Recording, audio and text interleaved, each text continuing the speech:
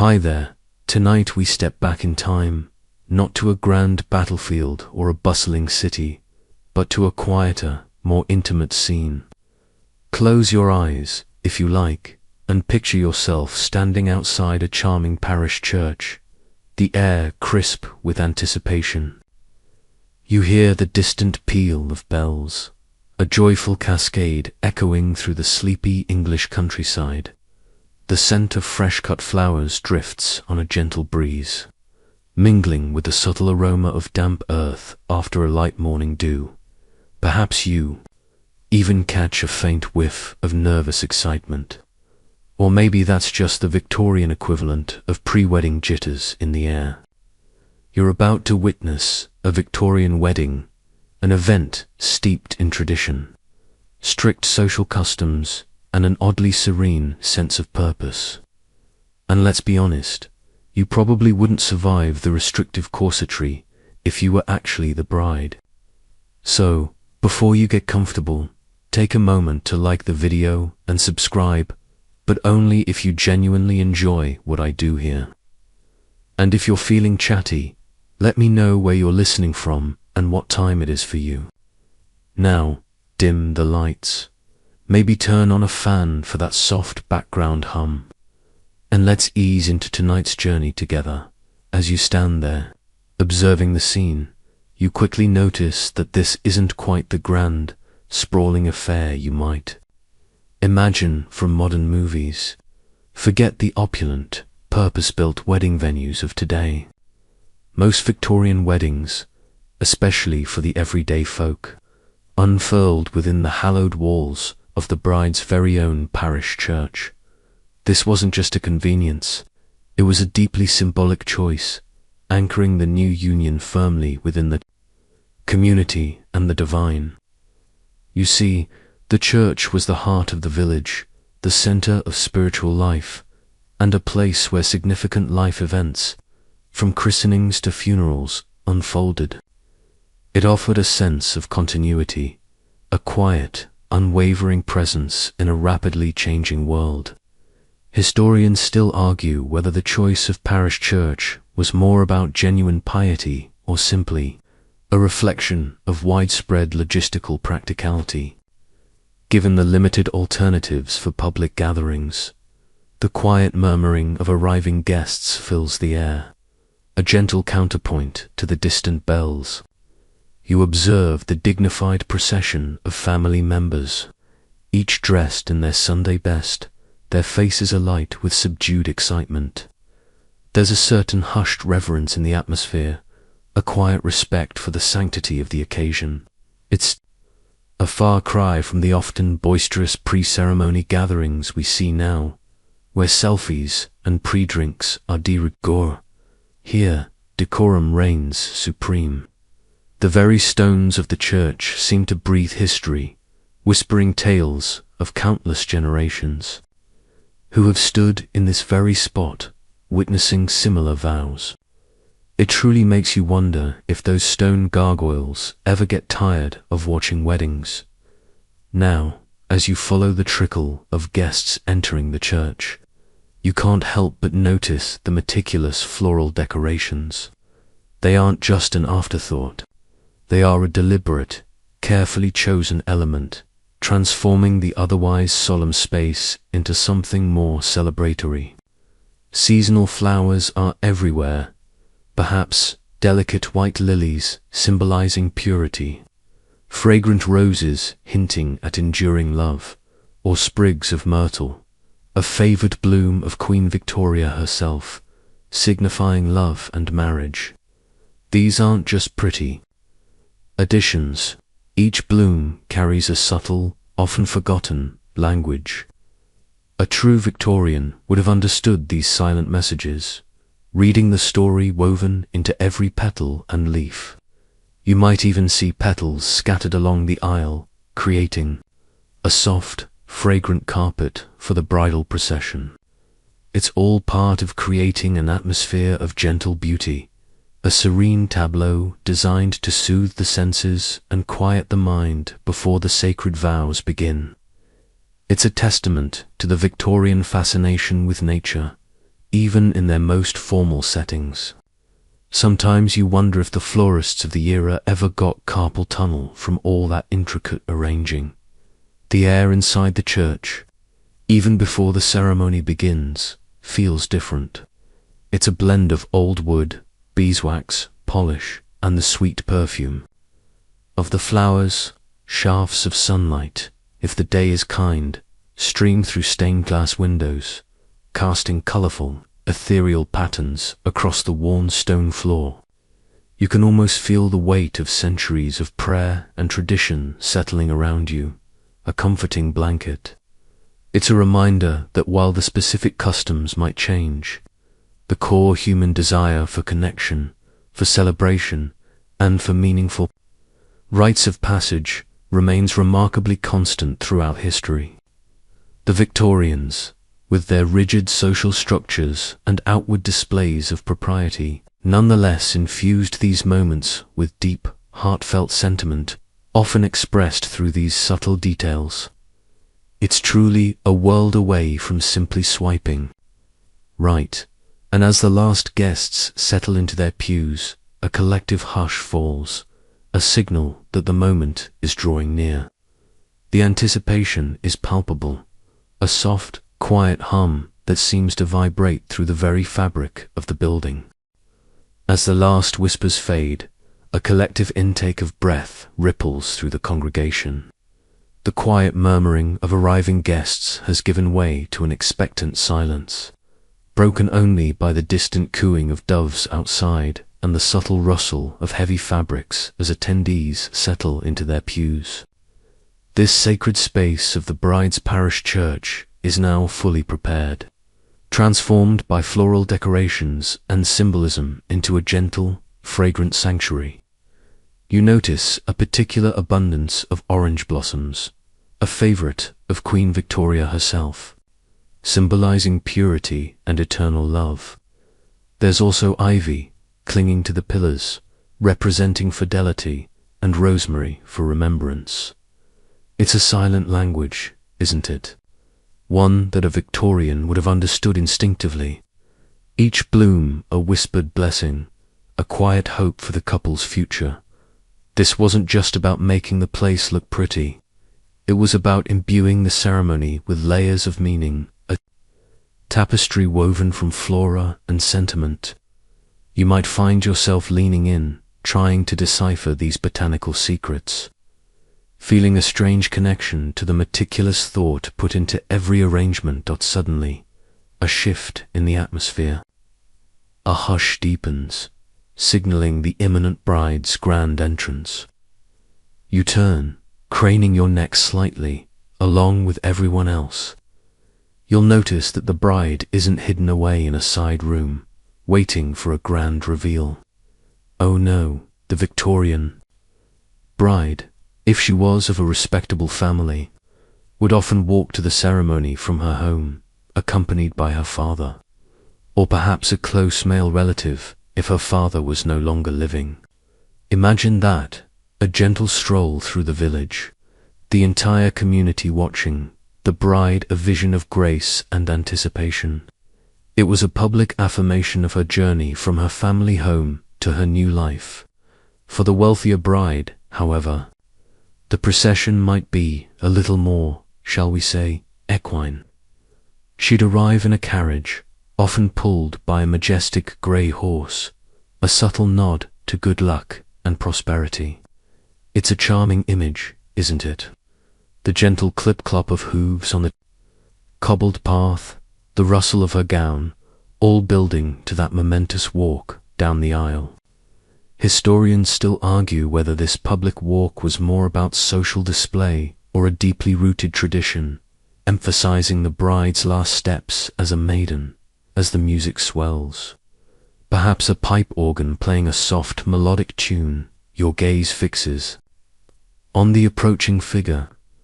This is where the magic and a good deal of societal expectation truly begins.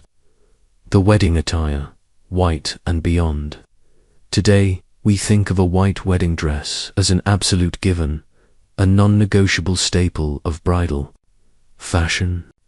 But in Victorian times, while white was indeed becoming the popular aspirational choice, largely thanks to Queen Victoria's own white gown in 1848 wasn't the only option.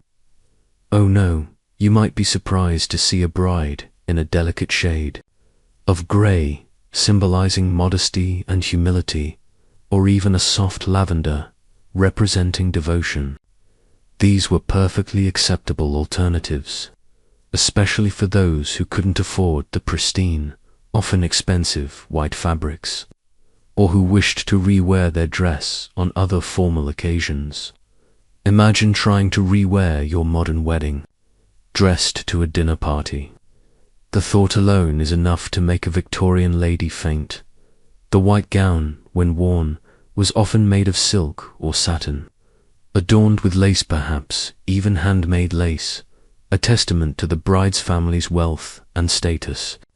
It wasn't about being overtly flashy, but about displaying a quiet elegance and quality.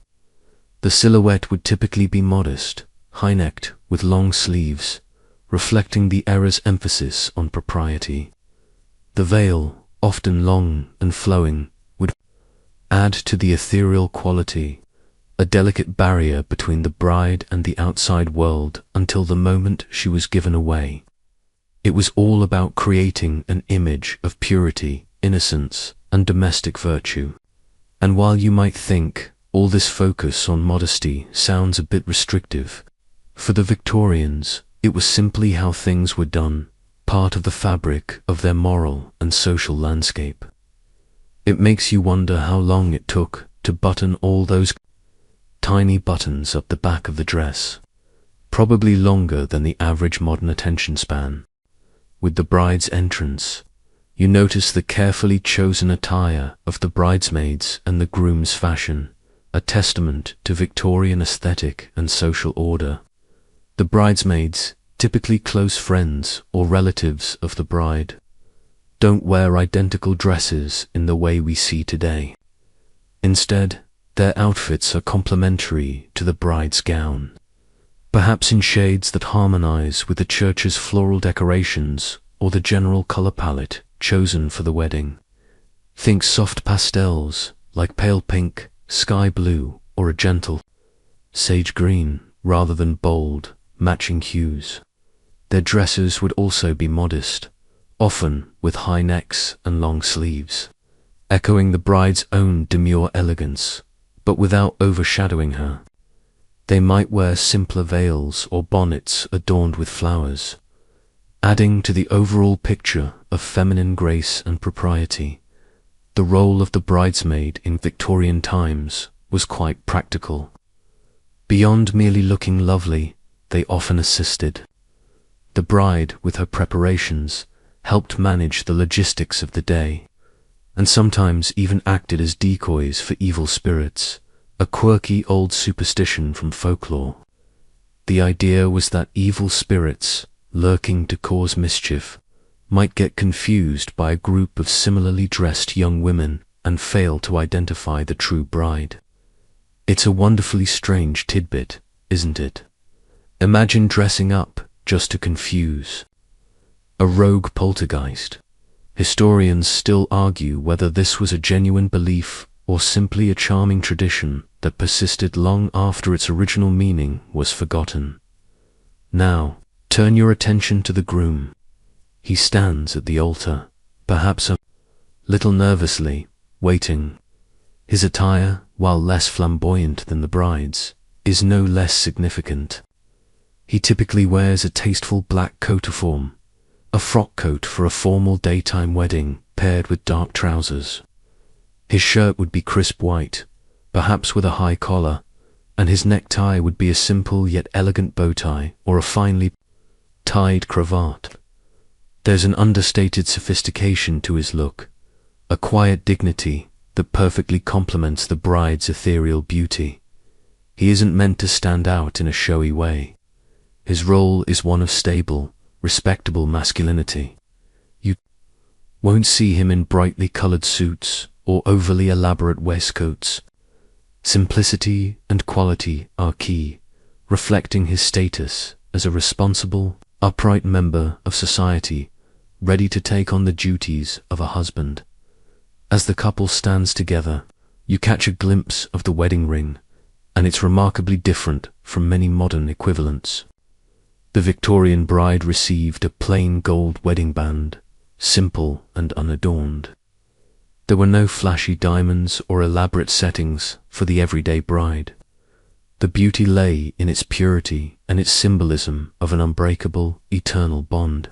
This plain band was considered truly sacred, an unending circle representing endless love and commitment. But look closely, if you can. Often, inside the band, you'd find something exquisitely personal. The couple's initials and the wedding date, delicately engraved. This was a private token, a secret message known only to the couple, making the ring deeply intimate despite its outward simplicity. It's a lovely thought, isn't it? A hidden whisper of affection tucked away where only they could see it. The groom, interestingly, often didn't wear a wedding ring himself. While the practice of men wearing wedding rings began to gain some traction later in the 20th century, especially after World War II, when soldiers wanted a tangible connection to their wives back home. It was not a common Victorian custom. For the Victorian man, his commitment was signified by his word, his social standing, and his role as provider, not by a piece of jewelry on his finger. It's a subtle but significant difference in how gender roles and marital commitment were outwardly expressed. You might even find yourself wondering if that made it easier to forget your anniversary. But I'm sure Victorian gentlemen were far too diligent for such lapses. As the ceremony progresses, the air in the church is filled with the sublime beauty of music's sacred role. It's not just background noise. It's a profound, emotional anchor for the entire event. You'd hear a choir, perhaps, their voices soaring through the nave, lending an ethereal quality to the proceedings. The hymns chosen would be traditional, familiar tunes, adding to the sense of comforting ritual. But two pieces, in particular, would begin to dominate Victorian weddings, becoming almost synonymous with the walk down the aisle and the joyful recessional. You might recognize the first as the bride begins her slow, stately procession. Richard Wagner's bridal chorus from his opera Lohengrin, more famously known today as Here Comes the Bride. Imagine that grand, soaring melody filling the space, marking each step of the bride's journey toward her future. It's majestic, isn't it? A truly iconic piece of music that even now, almost 2 centuries later, instantly conjures images of weddings. And then, as the newly married couple turns to walk back down the aisle, a triumphant, joyous peace fills the air. Felix Mendelssohn's Wedding March from A Midsummer Night's Dream, this lively, celebratory tune practically bubbles with happiness, signaling the start of a new life together. These two pieces became wildly popular after they were used in the wedding of Queen Victoria's eldest daughter, Princess Victoria, to Prince Frederick William of Prussia in 1858. Royal weddings, as you can imagine, were trendsetters, and what was good enough for a princess was certainly good enough for the aspiring middle and upper classes. Before this, there wasn't really a standardized wedding march. Historians still argue whether the widespread adoption of these particular pieces was a reflection of genuine musical appreciation or simply a keen eye for royal precedent. Either way, they became deeply ingrained in the fabric of Victorian wedding tradition, almost as essential as the vows themselves. You might even find yourself humming along.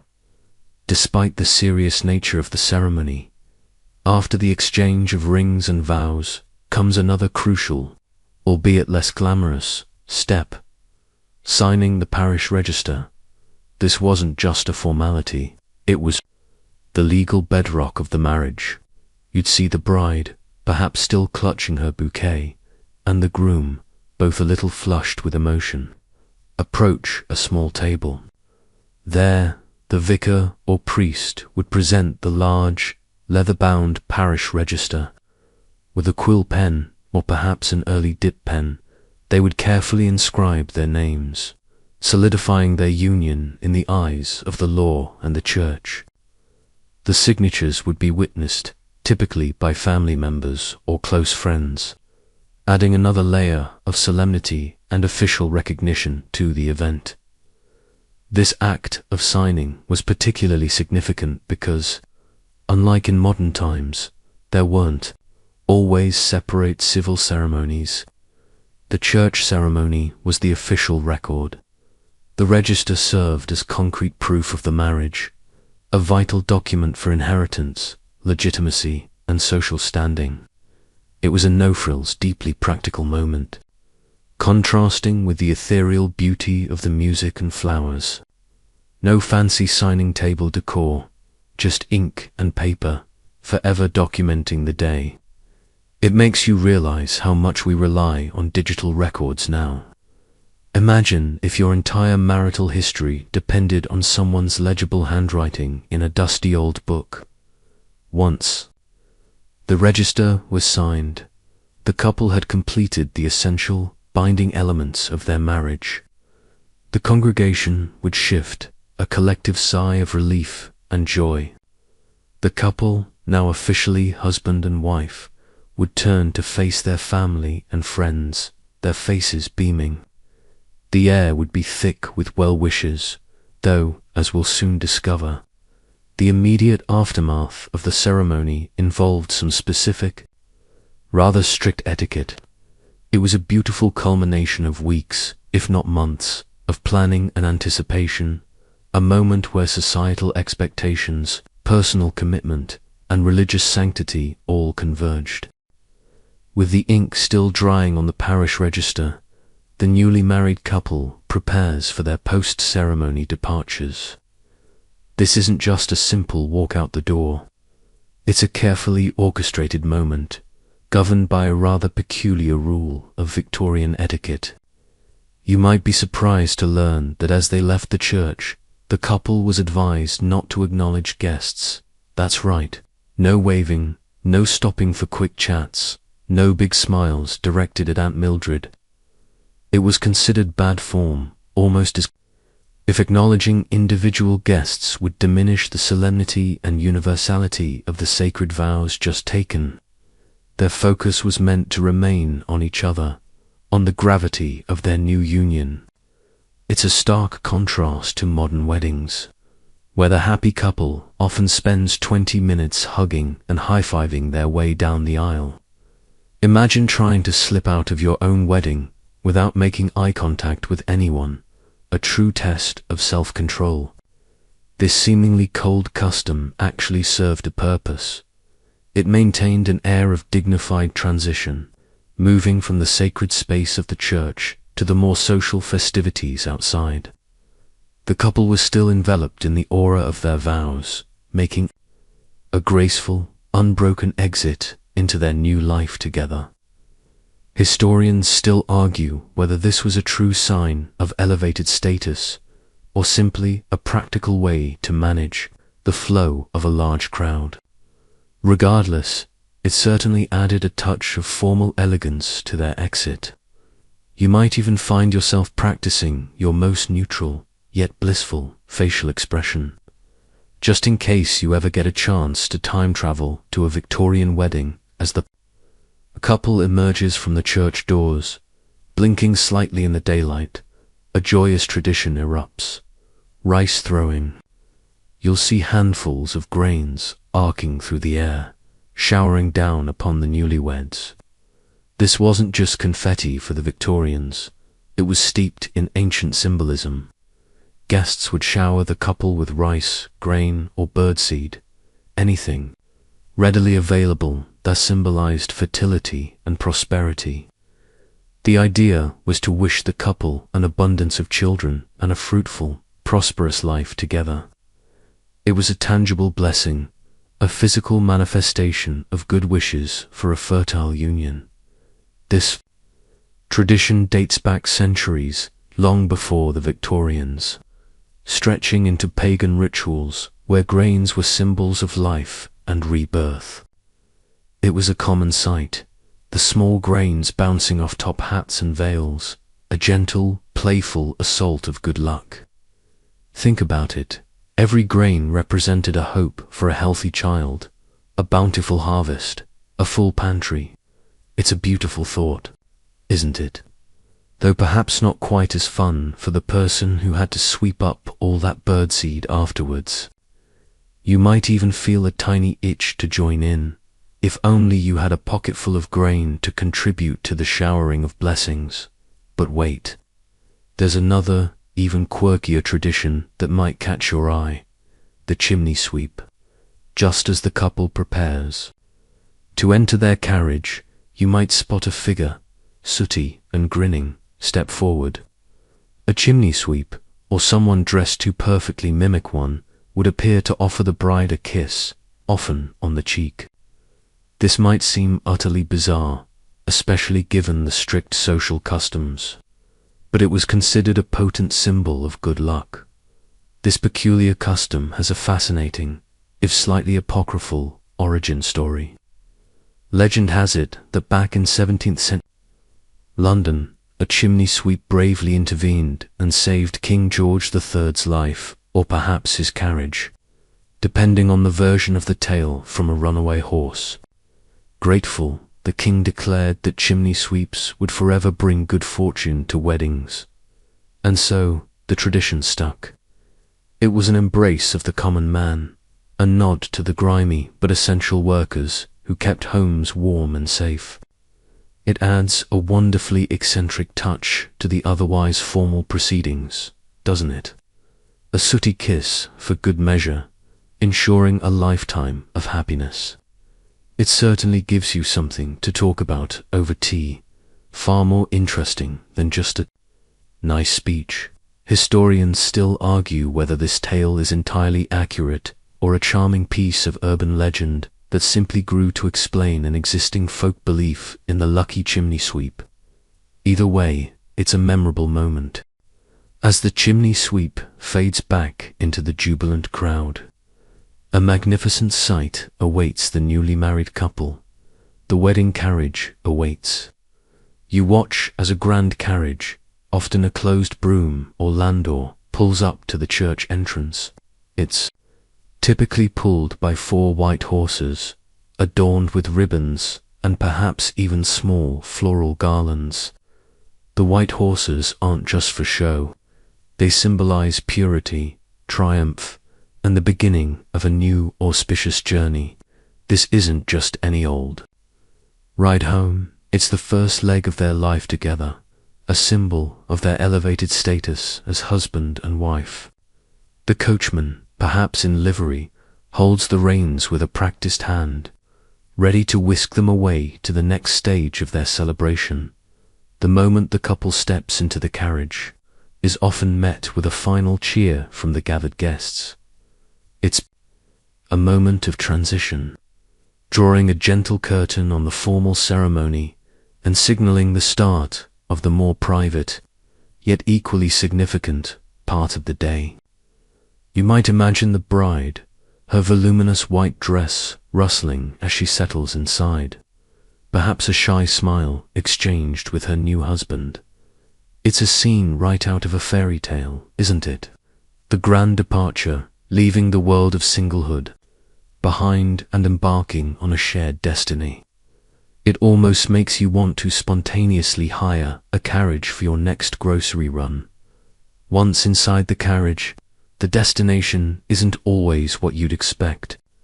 For many Victorian couples, the immediate aftermath of the wedding ceremony didn't involve jetting off to a far-flung tropical paradise for a fortnight.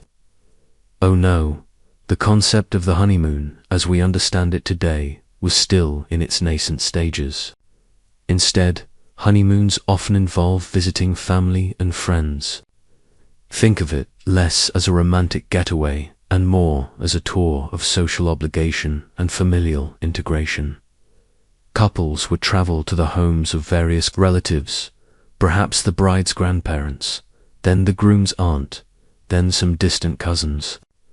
It was a way for the newly joined families to get to know each other better, for the bride to be formally introduced into her new husband's wider kin network, and for everyone to celebrate the union in a series of smaller, more intimate gatherings. These visits would reinforce social bonds and ensure that the new couple was properly welcomed into their extended social circles. It might sound rather tiring, a far cry from lounging on a beach, wouldn't you agree? But for the Victorians, it was a crucial part of solidifying their new marital and social status.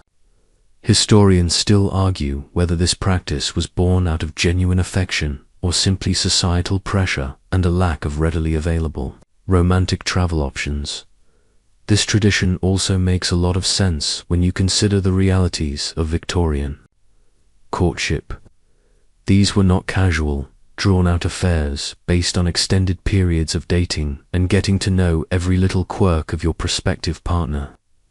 Oh no, courtship customs were strict, rigid, and heavily chaperoned. Young couples, particularly women, were afforded very little unsupervised time together.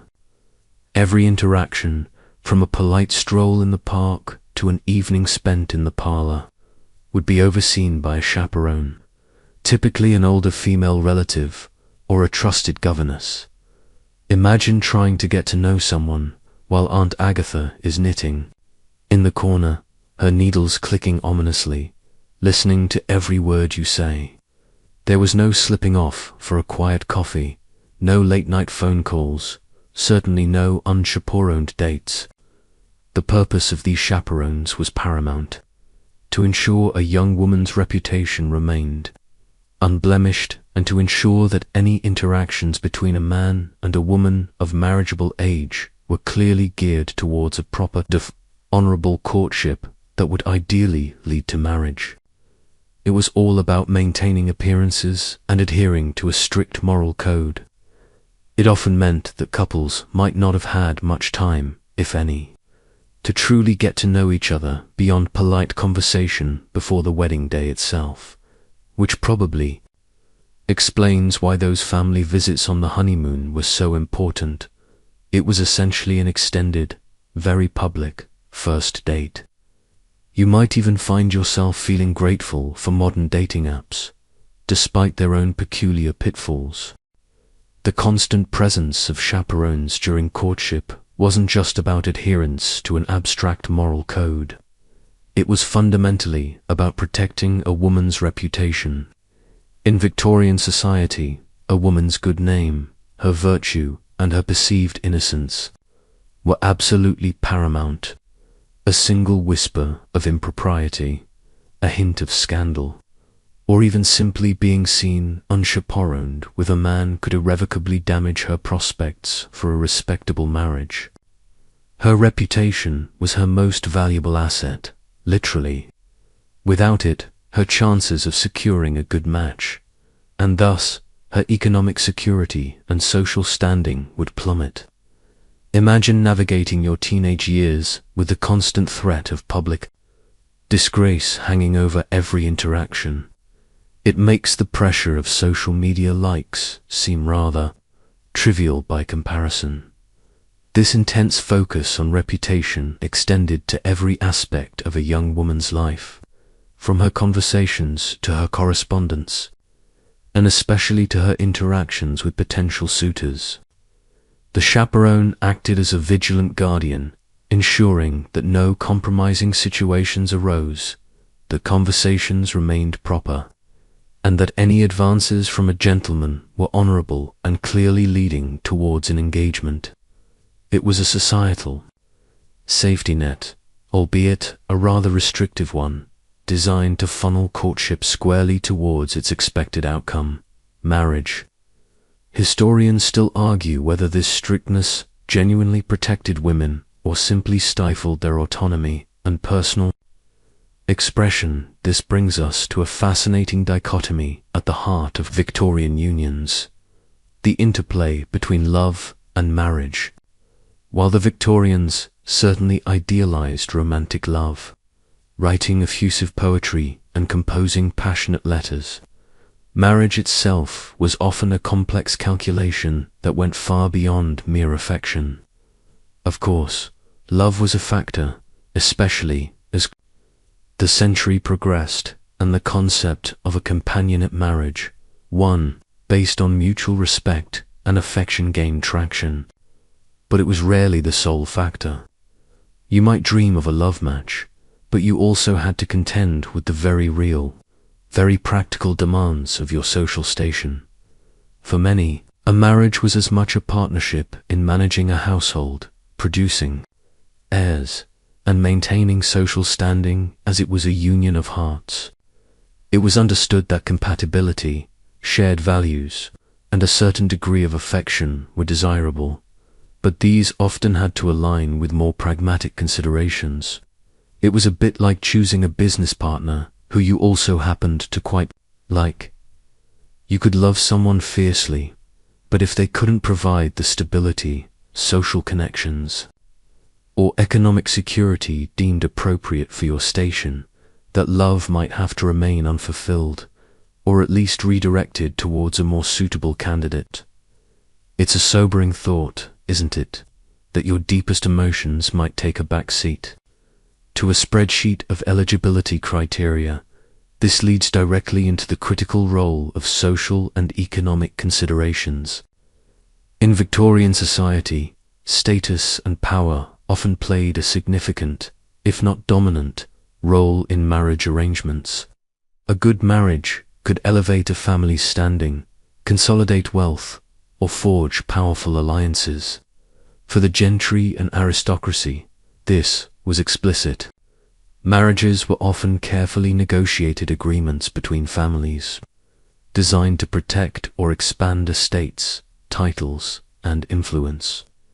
You'd see families exchanging detailed letters, almost like business contracts, discussing dowries, settlements, and genealogies, long before any real romance entered the picture. For the burgeoning middle class, a good marriage could mean social mobility. Marrying into a family with a more established name, a thriving business, or better connections could open doors that were otherwise closed. A young woman of good family but limited means might be encouraged to marry an older, wealthier man, not for love, but for the security and social standing he could provide. Conversely, a man looking to advance might seek a bride with a substantial dowry, which would provide capital for his business ventures or allow him to purchase land. It was a strategic move, often more akin to a merger than a love story. You can almost hear the faint clinking of coins and rustling of legal documents in the background of many a wedding. Historians still debate the true extent to which individuals were genuinely coerced into such unions versus making pragmatic choices within their limited societal frameworks. It's a reminder that beneath the lace and flowers, Victorian weddings were also very much about real-world power dynamics. Given the heavy influence of social and economic considerations on Victorian marriages, it probably comes as no surprise that leaving such a union was an extraordinarily difficult, almost impossible, undertaking. The idea of divorce as a common, accessible option simply didn't exist for most people.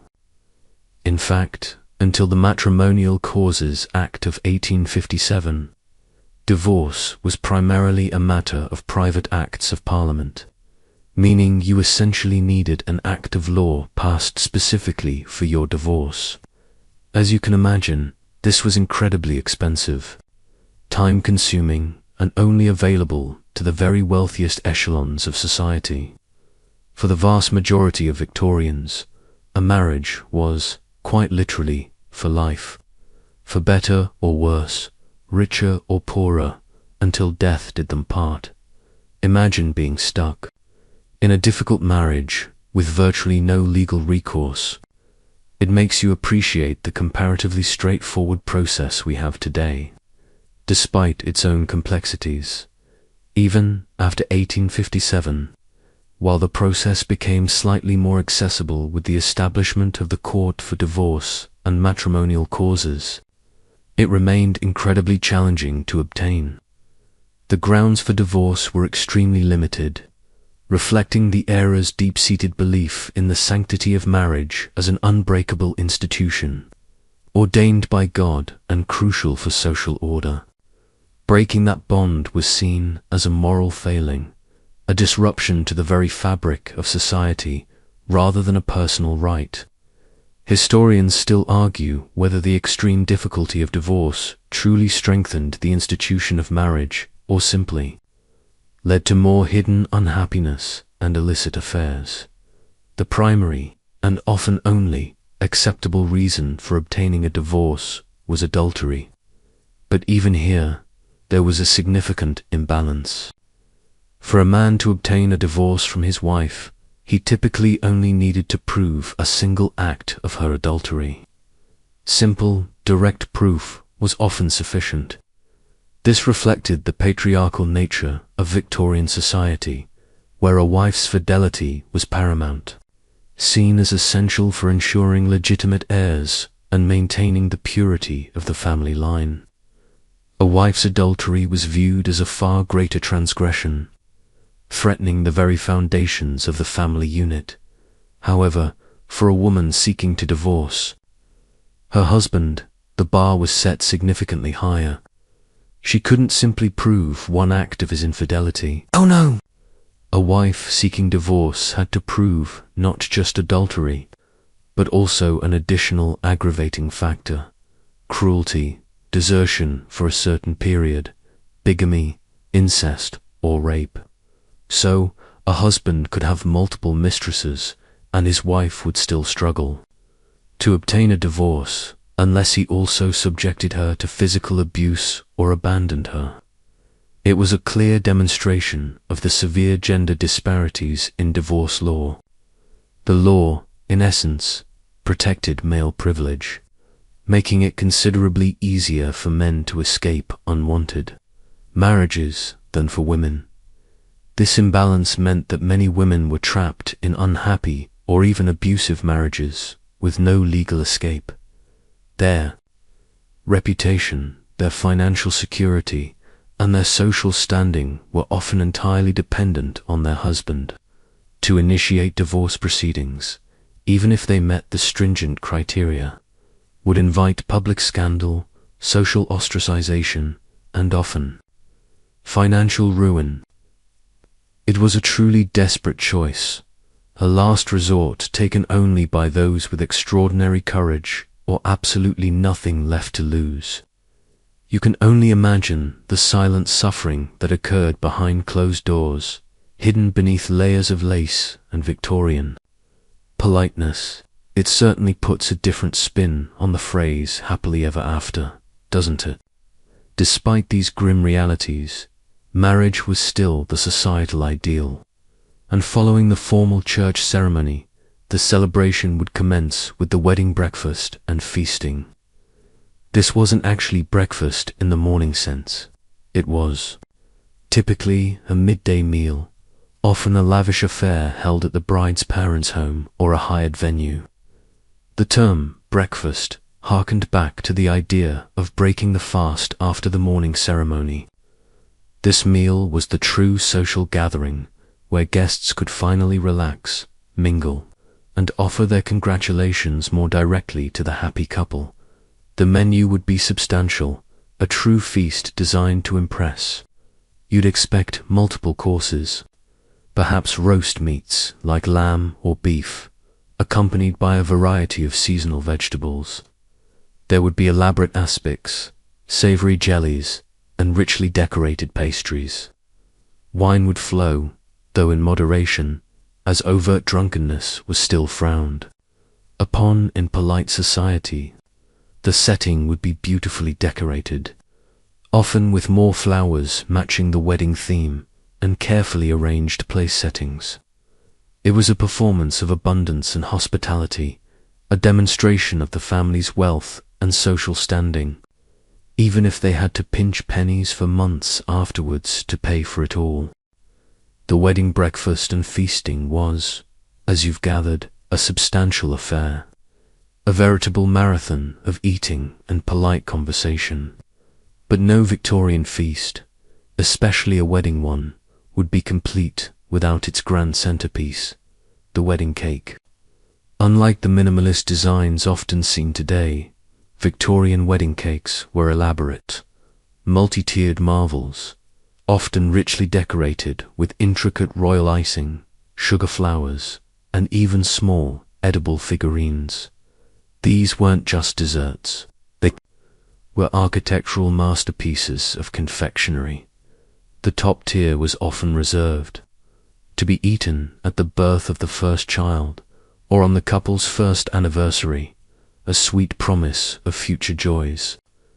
The cake itself was usually a rich fruit cake, dense and dark, soaked in brandy or sherry. This type of cake was ideal for preservation, a practical consideration in an era without refrigeration, allowing it to be baked weeks in advance and sent to absent relatives.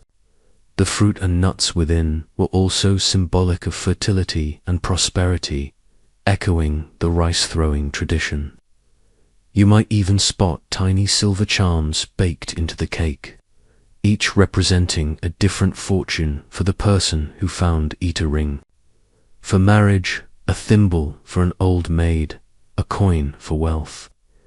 It was a delightful, albeit sometimes tooth-cracking, game.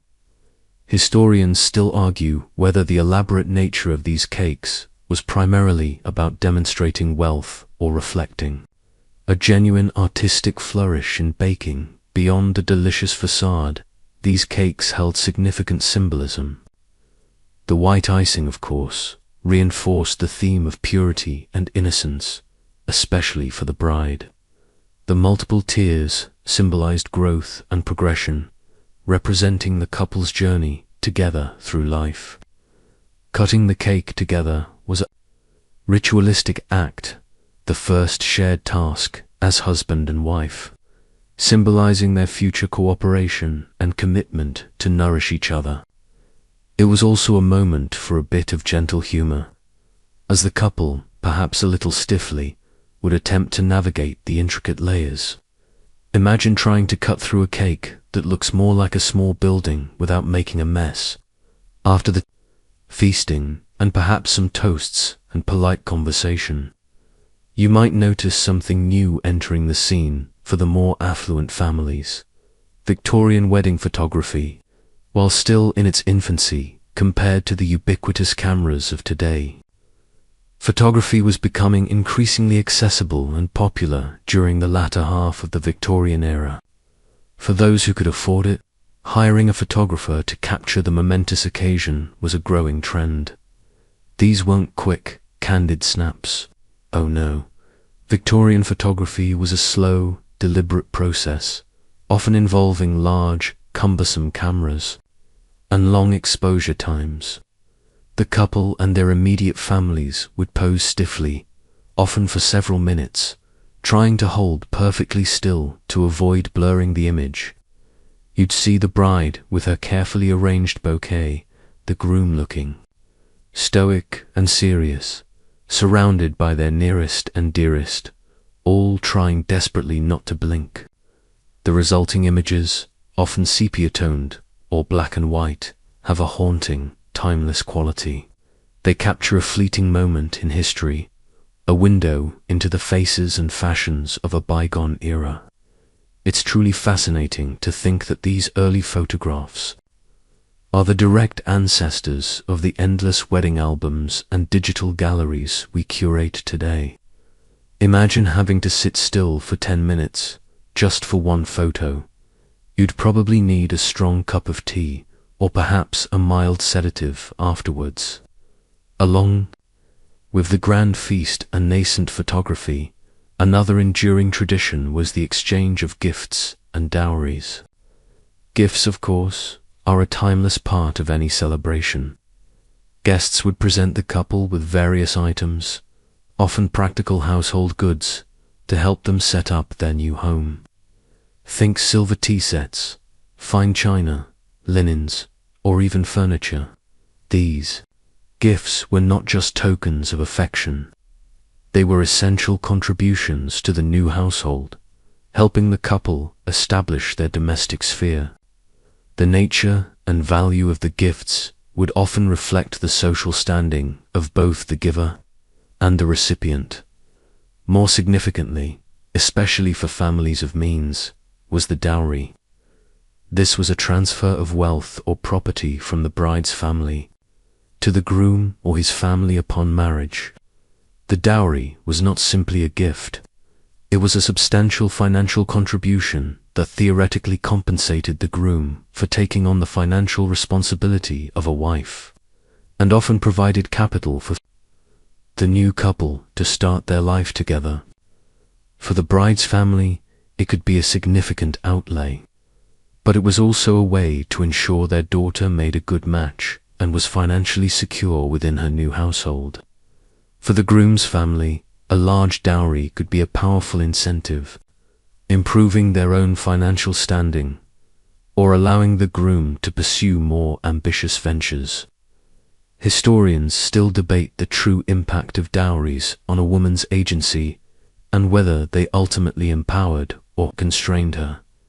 It certainly adds a layer of transactional reality to what we often idealize as purely romantic unions. The exchange of gifts and dowries truly underscores the practical side of Victorian marriages, a stark counterpoint to the romantic ideals often portrayed. But beyond the tangible, the era was also steeped in the intangible, a rich tapestry of superstitions and omens surrounding the wedding day. You see, for the Victorians, life was often unpredictable, and people looked for signs, big or small, to bring good fortune and ward off ill luck. The wedding, being such a pivotal moment, was naturally a magnet for these beliefs. You might hear whispers among the guests about specific omens. For instance, it was considered exceptionally lucky if the bride saw a rainbow on her wedding day, symbolizing hope and prosperity. Conversely, finding a spider on your wedding dress was also thought to be a sign of good luck, although perhaps less appealing to the arachnophobes among us. Imagine trying to calmly brush off a spider as you're about to walk down the aisle. Bad omens were also keenly observed. It was considered very unlucky for the bride to see the groom before the ceremony, hence the strict separation before the aisle moment. A cloudy sky or rain on the wedding day could be seen as a sign of tears to come, though some superstitions flipped this, suggesting rain symbolized blessings and fertility. And, heaven forbid, if the wedding ring was dropped during the ceremony, it was thought to foreshadow a short marriage or even an early death for one of the spouses. Talk about pressure on the best man. Historians still argue whether these superstitions were genuinely believed by most people or simply charming folk traditions that added a bit of extra drama to the day. Another fascinating and very practical aspect of a Victorian bride's preparations was the bridal trousseau. This wasn't just a suitcase of clothes. It was a substantial collection of clothes, linens, and other personal items accumulated by the bride in preparation for her married life.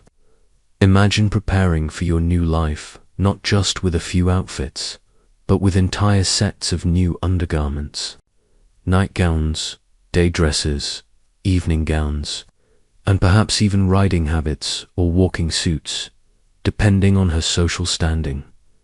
But it went beyond clothing.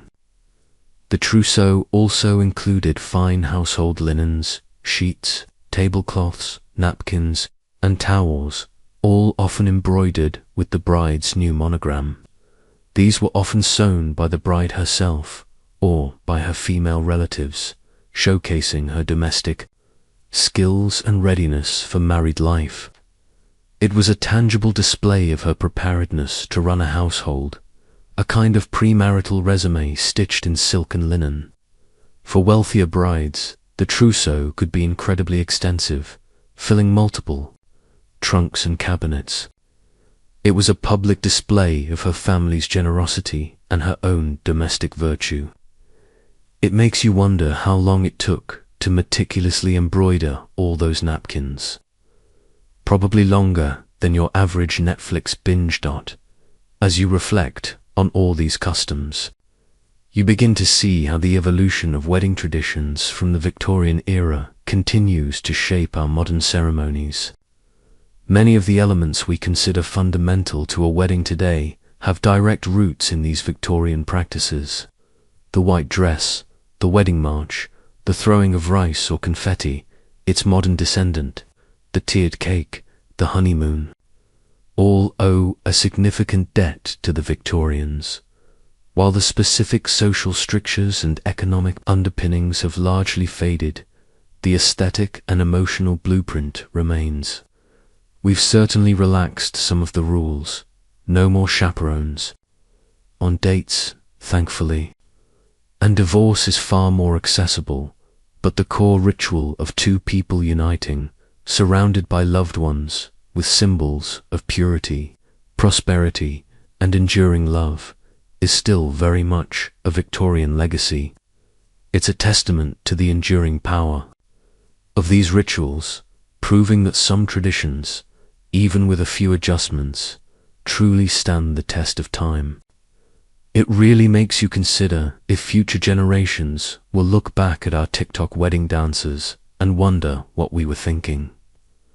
Finally, as the echoes of Victorian traditions gently settle, it's worth considering their enduring romantic ideals. Despite the pragmatic realities of dowries and social status, the Victorians were deeply romantic. Their literature, their poetry, their art, all overflowed with passionate declarations of love, profound sentiment, and an almost sacred view of marriage as the ultimate union of souls. This ideal of deep, enduring love, of finding your soulmate, was powerfully articulated in the Victorian era and continues to resonate in contemporary weddings. Even if a marriage was partly arranged, the expectation was that love would grow, that affection and companionship would blossom within the confines of the marital bond. They truly believed in the transformative power of love within marriage, seeing it as the foundation of a stable society and a happy home. So, as you drift off, imagine a Victorian couple, perhaps a little stiff in their formal attire, but with hearts full of hope, embarking on their journey, guided by traditions both practical and deeply romantic. The enduring romantic ideals, whispered beneath layers of etiquette and pragmatic arrangements, lead us to the very heart of the ceremony itself, the vows. As the bride and groom stand before the altar, their voices, perhaps a little shaky, utter words that have echoed through centuries and continue to be spoken today. You hear the sacred promise to have and to hold from this day forward. For better, for worse, for richer, for poorer, in sickness and in health, to love and to cherish, till death us do part. These aren't just quaint phrases. They are a solemn contract, a binding commitment that, as we discussed, was incredibly difficult to undo. For Victorians, these words carried an immense weight, representing not just a personal promise, but a public declaration to God and community. Imagine the gravity of those words in an era where divorce was almost non-existent. It makes your modern I do seem almost casual by comparison. This deep respect for the marital vows reflects a core mainstream historical fact of Victorian society, the profound influence of religion on daily life. Christianity, particularly Anglicanism in England, permeated every aspect of society, from education to social norms, and especially rites of passage like marriage. The church wasn't just a place for ceremonies, it was the moral compass, the community center, and the ultimate arbiter of right and wrong. Marriage, therefore, was not merely a civil contract, but a divine institution, a holy sacrament. This belief underpinned the permanence of marriage and the strictness around its dissolution. You might even find yourself contemplating the sheer weight of spiritual expectation resting on the shoulders of the bride and groom. Now, for a quirky tidbit, did you know that the Victorians had very specific ideas about when a wedding should take place for optimal luck? Friday was considered a notoriously unlucky day for weddings, often associated with hangings and sorrow. Saturdays were typically avoided too, likely due to a desire not to disturb the Sabbath. The most popular day for weddings was often Wednesday, considered a good, prosperous day, followed by Tuesdays. Imagine planning your wedding around a calendar of superstitions. It makes coordinating with a venue seem positively simple. Sorry, we can't book that date. It's a Friday, and Aunt Mildred insists on good omens. Historians still argue whether the adherence to these lucky days was a genuine folk belief or simply a convenient way to dictate social scheduling. The solemnity of the vows, the religious context, and the societal pressures all combined to make the Victorian wedding an event of immense significance. It was the moment when two individuals, often with limited prior intimacy due to strict courtship rules, formally embarked on a lifelong journey together. It was a leap of faith, in many ways, an act of trust not just in each other, but in the institution of marriage itself. The quiet tension in the church before the vows, the collective sigh of relief after they were spoken. These were real, palpable emotions, in a time when outward displays of feeling were often muted. Think of the young bride, perhaps just barely out of her teens, standing there. She's pledging her life, her future, her very identity to this man, often someone she barely knows outside of chaperoned conversations. Her future economic security, her social standing, her potential for motherhood, all hinged on this one. Momentous promise. It's a powerful realization, isn't it? The sheer weight of expectation on her delicate, white gown shoulders. The groom, too, takes on immense responsibility, not just for his new wife, but for the establishment of a new household, providing for his family and maintaining his social standing. It wasn't just about love. It was about duty, responsibility, and the perpetuation of society itself. The air, previously thick with anticipation, now softens with the quiet joy of accomplishment. The sacred words have been spoken, the promises made, and the union blessed. You can almost feel the collective sense of well-being emanating from the pews. It's a gentle release, allowing the light of celebration to truly begin to sparkle. The air in the church, having shifted from hushed anticipation to quiet triumph, now carries a palpable sense of relief and beginning. With the vows spoken and the register signed, the formal part of the wedding is complete, and the focus turns to the celebration. As you observe the newly married couple, you might notice the subtle ways they interact, the tentative smiles, the perhaps slightly awkward glances, all within the confines of Victorian decorum. This union, remember, was often built on social and economic foundations, with deep social context informing every step. One mainstream historical fact that is crucial to understanding Victorian weddings is the profound impact of the Industrial Revolution on society. This era saw massive demographic shifts, the growth of cities, and the rise of a powerful middle class. Weddings became a key arena for displaying this newfound prosperity and asserting social status. The more elaborate the wedding, the grander the feast, the finer the attire, the more it signaled the family's upward mobility and respectability. It wasn't just about love. It was about presentation, about demonstrating one's position within a rapidly changing social hierarchy. You might even hear hushed comments among the guests, subtly appraising the quality of the lace or the number of tiers on the cake. It makes you wonder how much pressure families felt to keep up appearances. Now, for a quirky tidbit about wedding fashion, beyond the white dress. Did you know that the bride's wedding shoes were often meant to be worn until they wore out completely? Or at least until they were truly beyond repair. They weren't just for one day. They were a symbol of the enduring nature of the marriage. Imagine trying to make your delicate satin wedding shoes last for years through daily wear. It makes the idea of preserving your wedding dress in a box seem almost frivolous.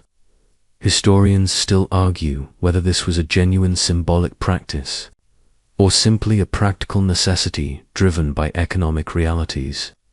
Perhaps it was a bit of both. A hopeful wish for longevity wrapped up in frugality. The societal expectations placed upon the newly married couple were immense. For the bride, it meant transitioning from being her father's daughter to her husband's wife, a profound shift in legal and social identity.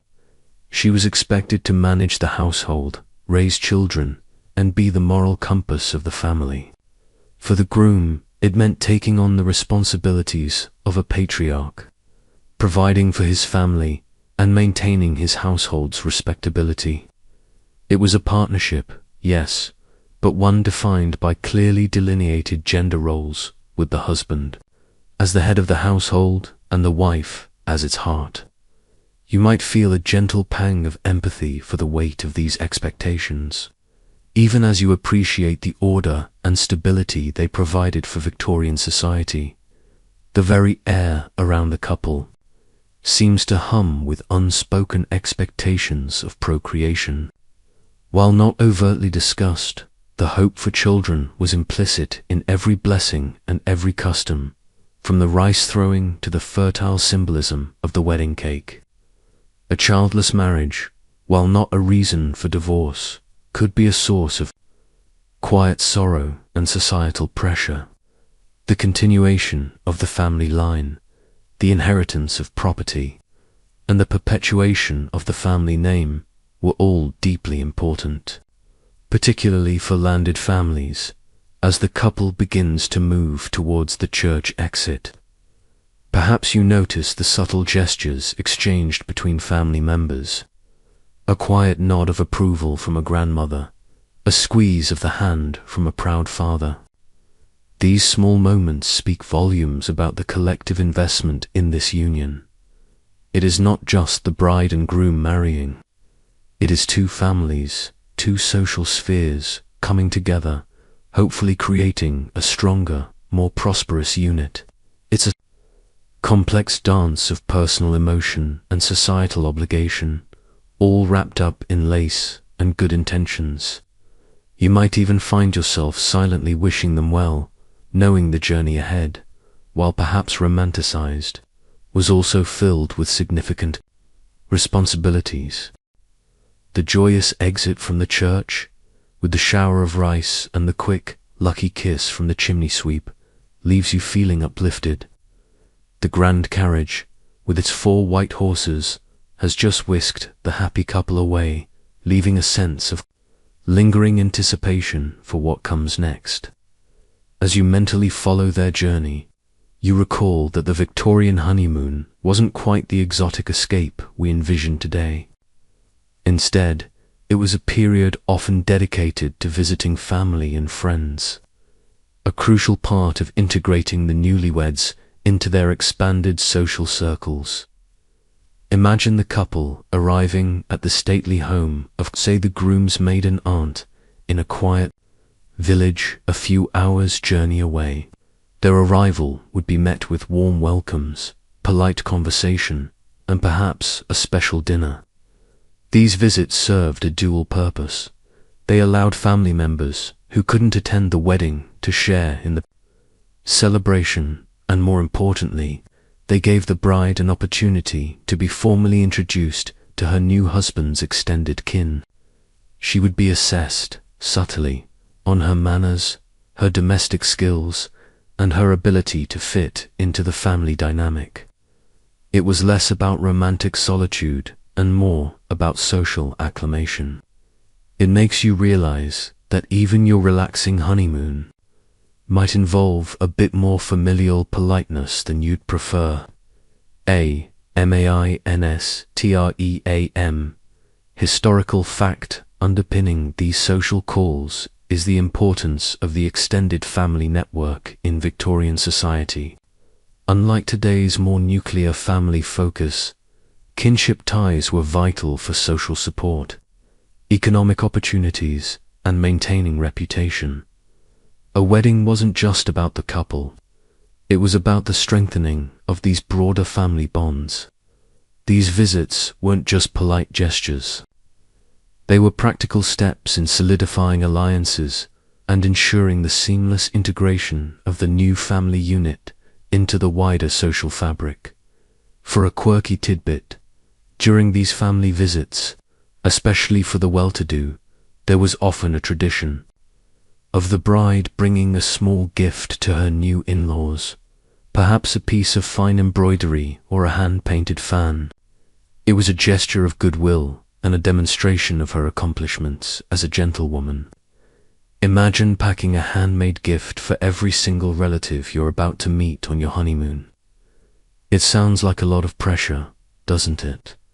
Historians still argue whether this was a true expression of affection or a subtle form of performance designed to impress the new family.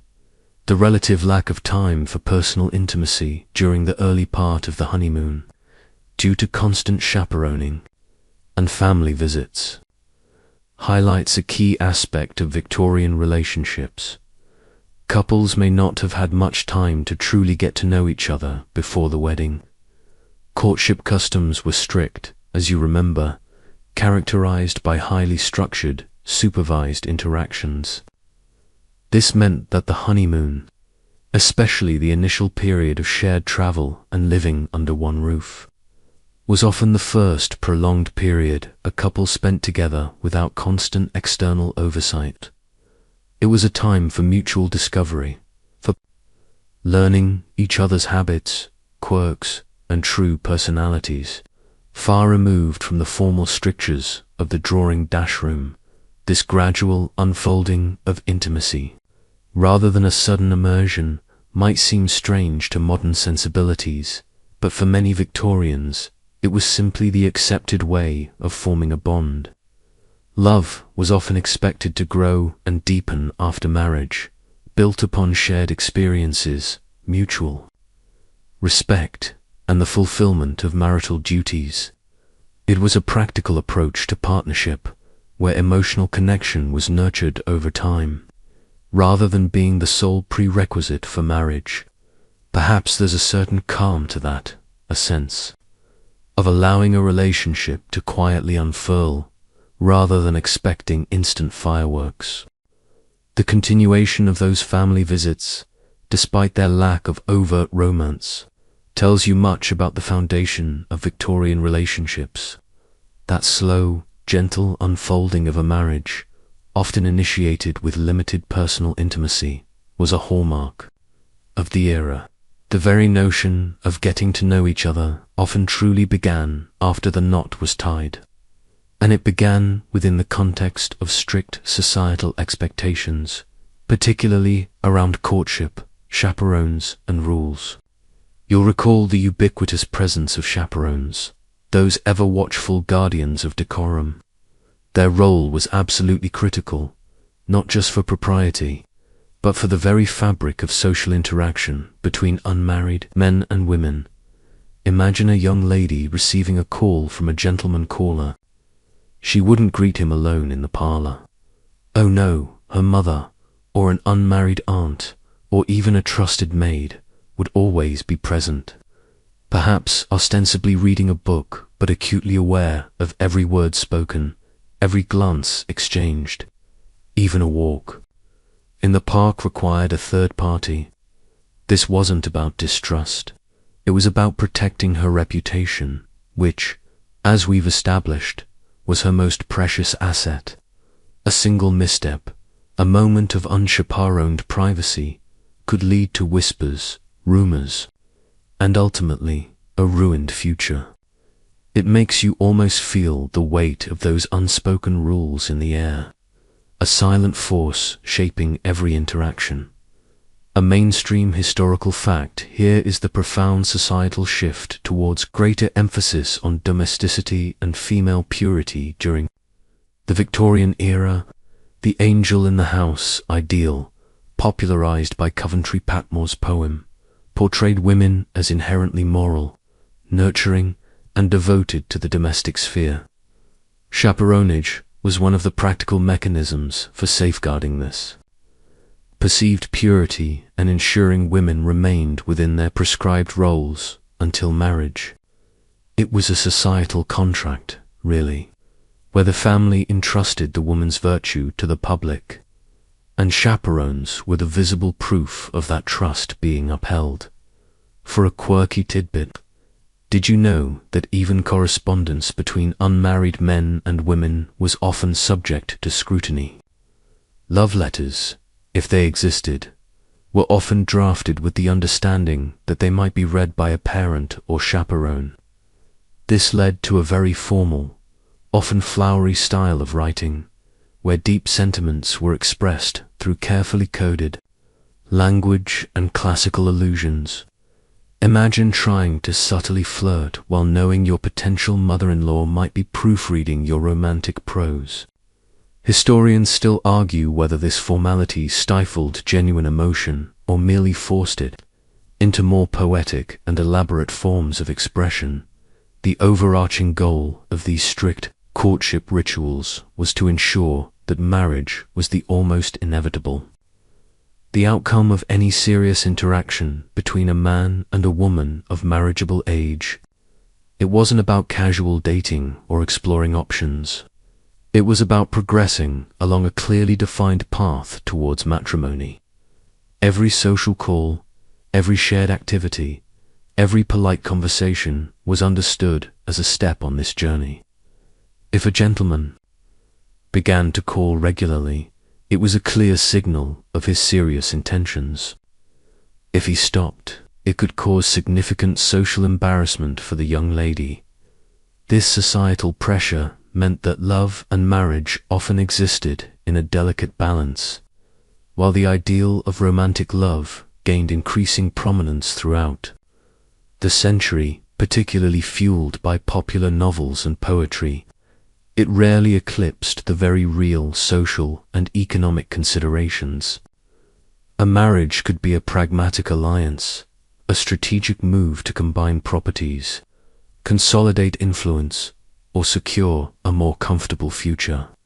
For a young woman from a less affluent family, marrying a man of means was often her best, if not only, path to security and a comfortable life. It wasn't about being bought. It was about making a sensible choice within the constraints of her era. Conversely, for a man, marrying a woman with a substantial dowry could provide the capital needed to expand his business, purchase a property, or solidify his social standing. It was a mutually beneficial arrangement, even if love wasn't the fiery, passionate kind we often romanticize today. It was a quieter, perhaps deeper, affection that was expected to grow over time, nurtured by shared responsibilities and mutual respect.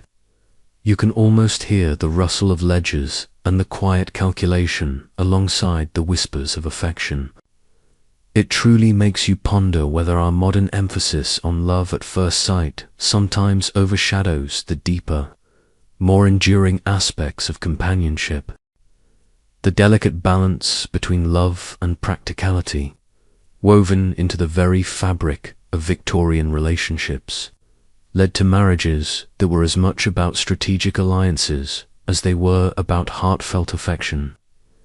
Those strict courtship rules, the ever-present chaperones, and the paramount importance of reputation all served to funnel young people towards unions that made sense, not just romantically, but socioeconomically.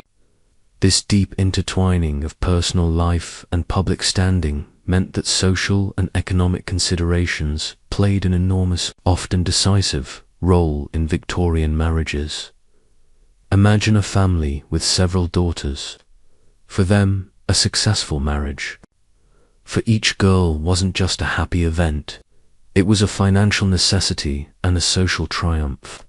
A daughter who remained unmarried, particularly one without independent means, could become a significant burden.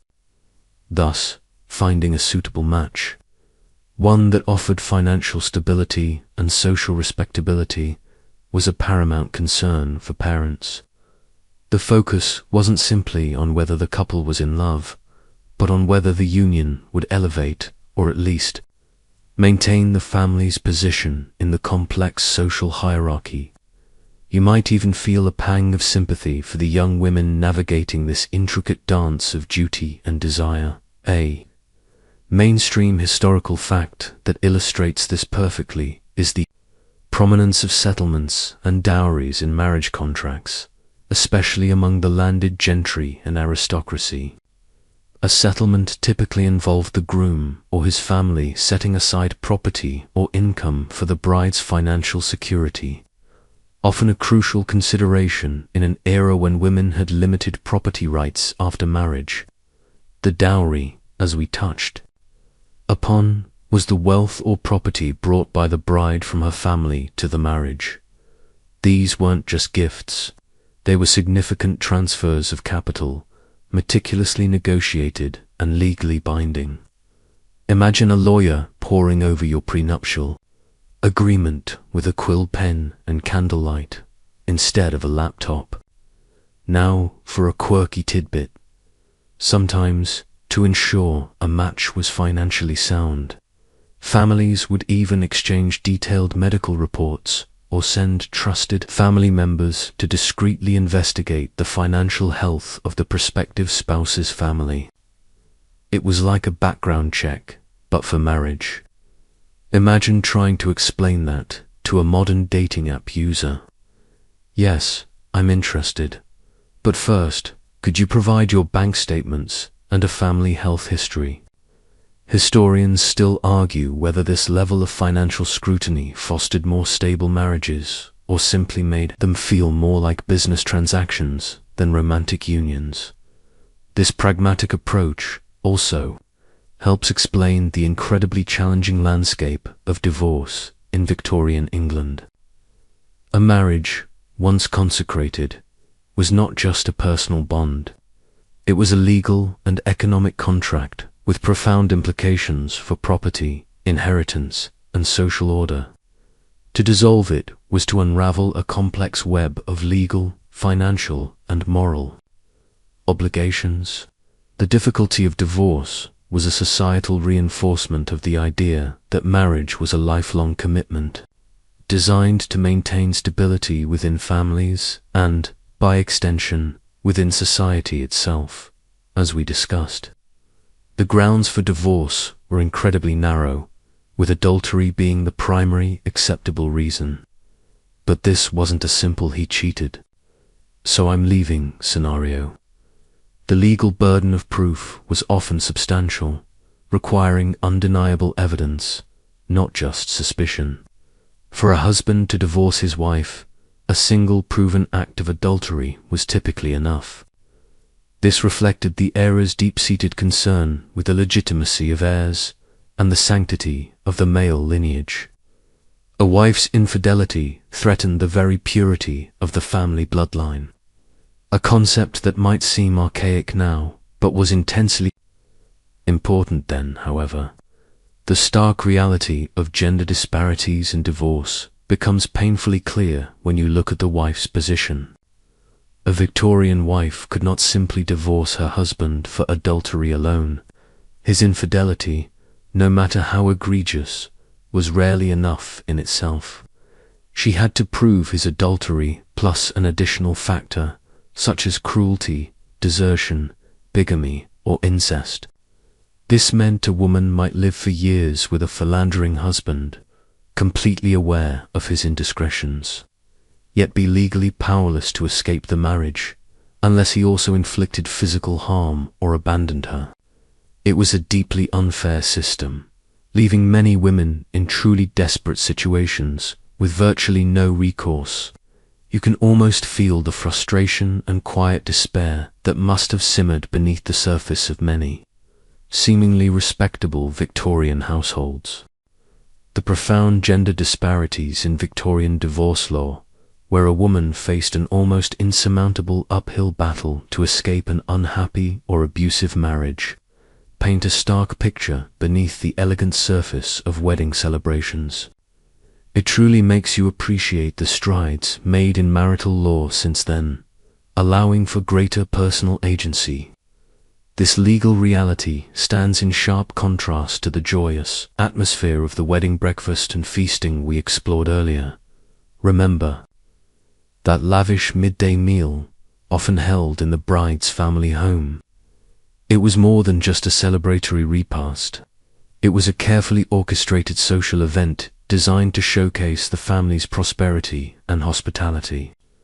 Imagine the long, beautifully set tables, laden with gleaming silver and delicate china. Guests would be seated according to strict social hierarchy, with the most esteemed positioned closest to the bride and groom. The air would buzz with polite conversation, intermingled with the clinking of cutlery and the occasional ripple of gentle laughter. This was the moment where the celebration truly moved beyond the sacred and into the social. A mainstream historical fact about these wedding breakfasts is that they were often followed by speeches and toasts, a tradition that endures to this day. The father of the bride would typically offer the first toast, formally welcoming the groom into the family and offering well wishes. The groom would then respond, thanking his new father-in-law and praising his bride. Other male relatives or close friends might also offer toasts, often with a touch of gentle humor, but always within the bounds of strict Victorian propriety. Imagine a modern best man trying to deliver his risk jokes in front of a room full of Victorians. It would certainly be a sight. Now, for a quirky tidbit about Victorian table settings. Did you know that the placement of cutlery was extremely precise? Forks on the left, knives and spoons on the right, all laid out in the order of use, from the outside in. Even the direction of the knife blade was specified, facing the plate, as a sign of peace and non-aggression. It's a small detail, but it speaks volumes about the era's obsession with order, decorum, and subtle signaling. Imagine the horror if someone accidentally placed a knife blade facing outwards. Historians still argue whether this was purely about etiquette or also served as a subtle class marker, indicating who was truly well-bred. The food itself was a testament to the era's culinary trends, often rich and hearty. You'd find elaborate roasts of beef or lamb, accompanied by various sauces and gravies. Game birds might feature on the menu for wealthier families, reflecting the bounty of their estates. Vegetables would be seasonal, perhaps boiled potatoes, carrots, and greens. Desserts, beyond the main wedding cake, would include trifles, jellies, and puddings, all presented with an emphasis on visual appeal. It was a feast designed to be both satisfying and impressive, a caloric tribute to the new union. The atmosphere of these wedding breakfasts, while formal, also allowed for a sense of relaxed conviviality. Guests, having performed their duties in the church, could now engage in more free-flowing conversation, albeit still within the confines of polite society. It was an opportunity for families to mingle, for new connections to be forged, and for the bride and groom to receive individual congratulations and blessings. The bride might even discreetly show off her new wedding ring to admiring female relatives, her hand perhaps resting casually on her husband's arm, a subtle demonstration of their new marital status. It's a comforting scene, isn't it? A moment of shared joy and abundant hospitality, a welcome respite after the solemnity of the ceremony, following the lavish wedding breakfast and feasting, with its meticulous cutlery placement and hearty roasts. Attention invariably turned to the star of the dessert table, the magnificent wedding cakes and symbolism. You'll recall these weren't just simple sponge cakes. They were towering multi-tiered creations, veritable sculptures in sugar and flour. Each tier often represented a different aspect of the marital journey, sometimes even featuring allegorical figures or architectural motifs crafted from royal icing. The more elaborate the cake, the greater the display of the family's social standing and the baker's artistry. It's enough to make your modern tiered cake look like a mere cupcake by comparison. The symbolism of the wedding cake ran deep. The pristine white of the royal icing, often made with egg whites and fine sugar, was a direct echo of the bride's gown, representing purity, innocence, and new beginnings. The very act of slicing the cake, a delicate operation for the nervous couple, was their first joint task as husband and wife. It symbolized their commitment to provide for each other, to share in the bounty of their union, and to begin their domestic life together. This wasn't just about sharing a sweet treat. It was a ritualistic act of partnership, a public demonstration of their mutual intent.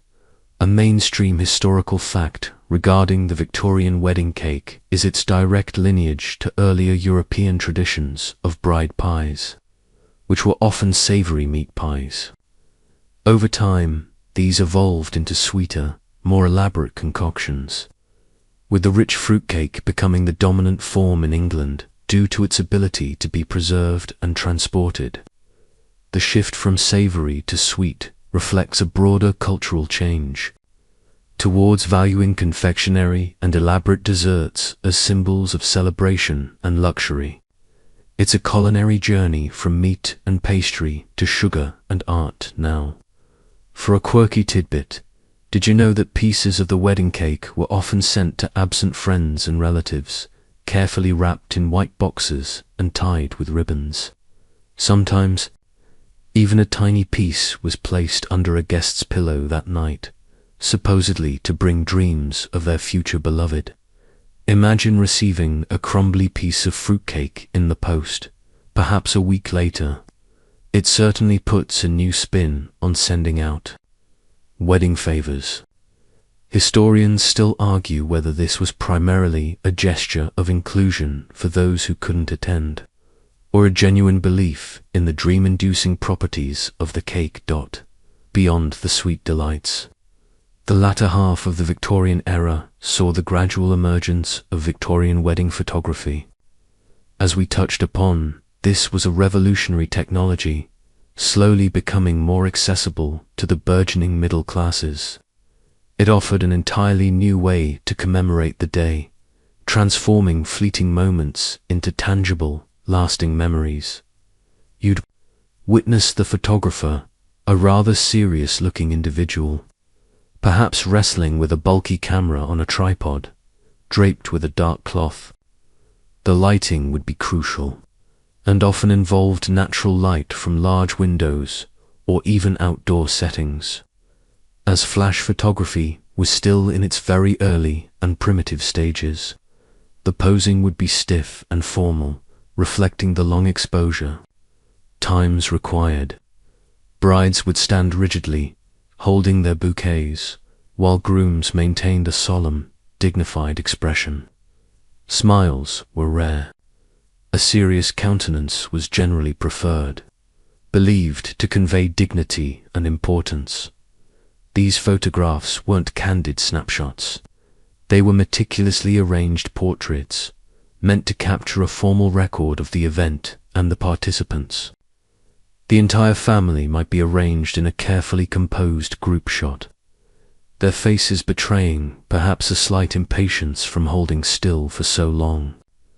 The resulting albumen prints, often mounted on cardstock, would be cherished heirlooms, passed down through generations.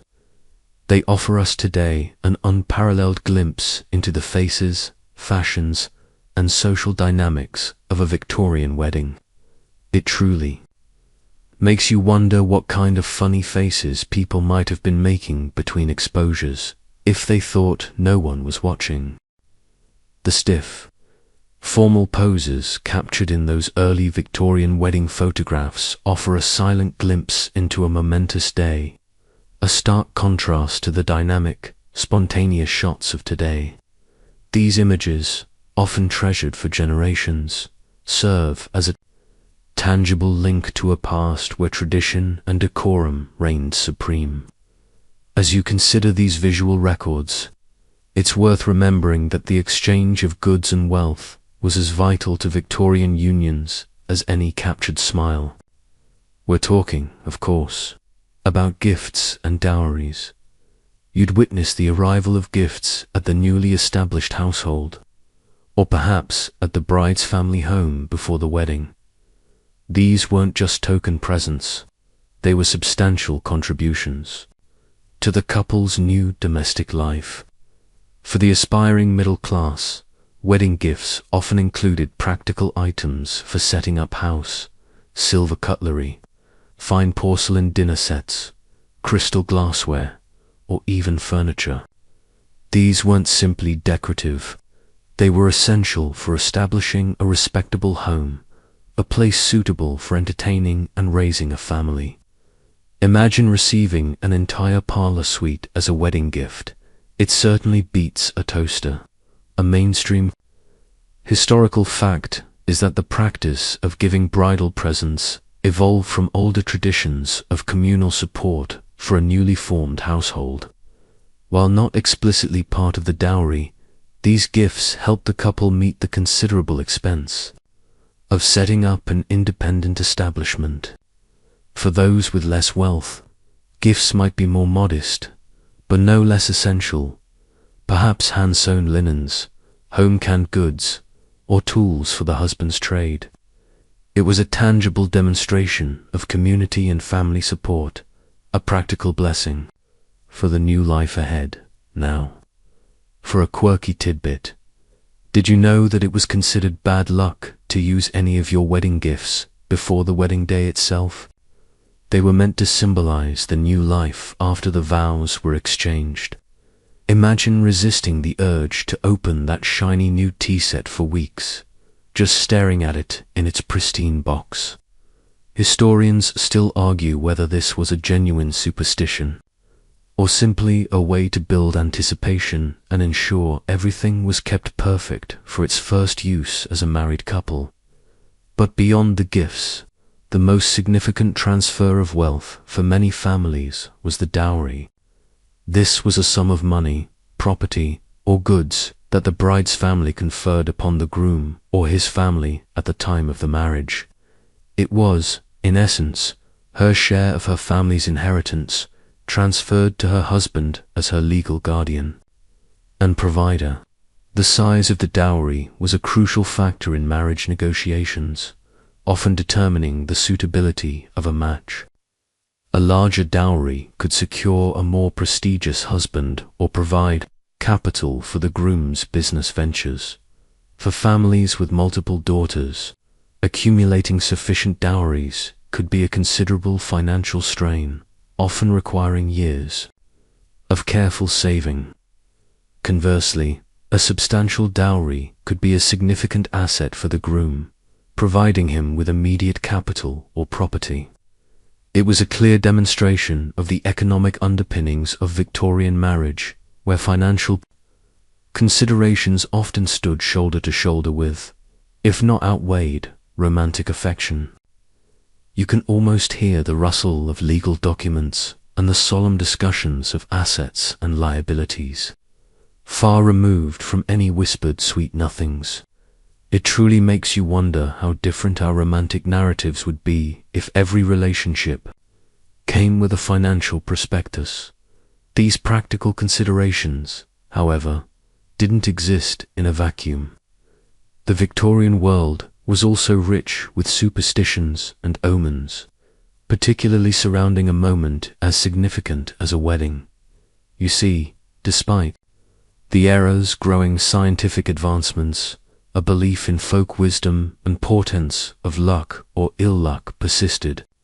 These beliefs added a layer of quiet anxiety or hopeful anticipation to the day, shaping subtle behaviors and decisions.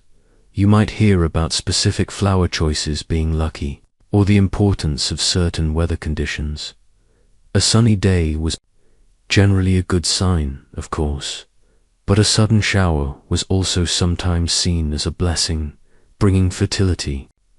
Finding a white horse on the way to the ceremony was considered very auspicious, symbolizing purity and good fortune. But woe betide the bride who tripped on the way to the altar. That was definitely a bad sign for the marriage ahead. These small, seemingly irrational beliefs were part of the texture of everyday life, adding a touch of magic or dread to moments of great importance. The air around a Victorian wedding, therefore, was thick with more than just the scent of flowers. It was permeated by unspoken superstitions and omens. You'd notice guests subtly crossing their fingers for good luck, or perhaps a fleeting look of concern if a seemingly minor mishap occurred. These weren't just quaint old wives' tales. For many, they were genuine guides to navigating the unpredictable currents of fate, especially on such a pivotal day. Consider the notion of breaking something. While generally seen as clumsy, breaking a piece of glass or china on your wedding day was often considered a good omen, symbolizing the breaking of old ties and the beginning of a new life. Conversely, a broken mirror was a definite no-no, foreshadowing 7 years of bad luck for the bride. Imagine trying to keep everything intact on such a chaotic day, knowing that every dropped plate could be a sign from the universe. It makes you realize how much mental energy went into interpreting these subtle signals. Mainstream. Historical fact here is that many of these wedding superstitions had roots in much older pagan or folk traditions, predating Christianity. They adapted and persisted through centuries, often blending with Christian beliefs to create a unique cultural tapestry. The Victorians, despite their scientific advancements and industrial progress, were still deeply connected to these ancient ways of understanding the world and influencing their fortunes. It shows a fascinating duality, an era embracing modernity, while still clinging to the whispers of the past. Now, for a quirky tidbit, it was considered incredibly bad luck for a bride to try on her entire wedding outfit before the actual wedding day. She might try on parts, the dress, the veil, the shoes, but never all at once, from head to toe. To do so was thought to tempt fate and invite disaster upon the marriage. Imagine the restraint required, especially when you're desperate to see how it all comes together. Historians still argue whether this was a genuine superstition or simply a practical way to prevent the bride from getting cold feet by seeing the full ensemble too early. Perhaps it was also a way to preserve the first look for the groom, even in an era when he didn't see the dress until the aisle. Beyond the superstitions influencing the day itself, the preparations leading up to the wedding involved another significant, and often extensive, collection, the bridal trousseau. This wasn't just a simple wardrobe. It was a comprehensive collection of clothing, lingerie, and household linens amassed by the bride, usually with the help of her mother and other female relatives, in anticipation of her new life as a married woman. You'd envision trunks and wardrobes filled with new garments, delicate lace-trimmed nightgowns, sturdy daytime dresses for household duties, elegant gowns for social calls, and perhaps even a traveling suit for the honeymoon or subsequent visits. Each piece would be carefully selected or crafted, reflecting the bride's station and the expectations of her new role. For the truly affluent, the trousseau could represent a significant investment, often showcasing the finest silks, laces, and embroidery. But the trousseau extended beyond personal attire. It also included household linens, sheets, pillowcases, tablecloths, napkins, and towels, all often meticulously hand-stitched and embroidered with the bride's new monogram, or perhaps her maiden initials. This was a visible demonstration of her domestic accomplishments and her preparedness to manage a respectable household. It was a tangible collection of her future home, ready to be integrated into her husband's establishment.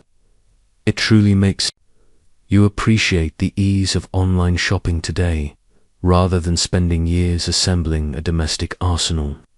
The trousseau served multiple purposes. It provided the bride with a comprehensive wardrobe for her new social life as a married woman, signaling her status and taste. It also contributed essential items to the marital home, a practical necessity in an era where couples often started fresh. Moreover, it was a symbolic collection representing the bride's journey from maidenhood to wife, and her readiness to embrace her domestic duties. The meticulously assembled bridal trousseau, a testament to a Victorian woman's preparedness for domestic life, offers a quiet insight into the expectations placed upon her. It's a collection that embodies foresight and diligent preparation, a far cry from the last-minute shopping sprees of today.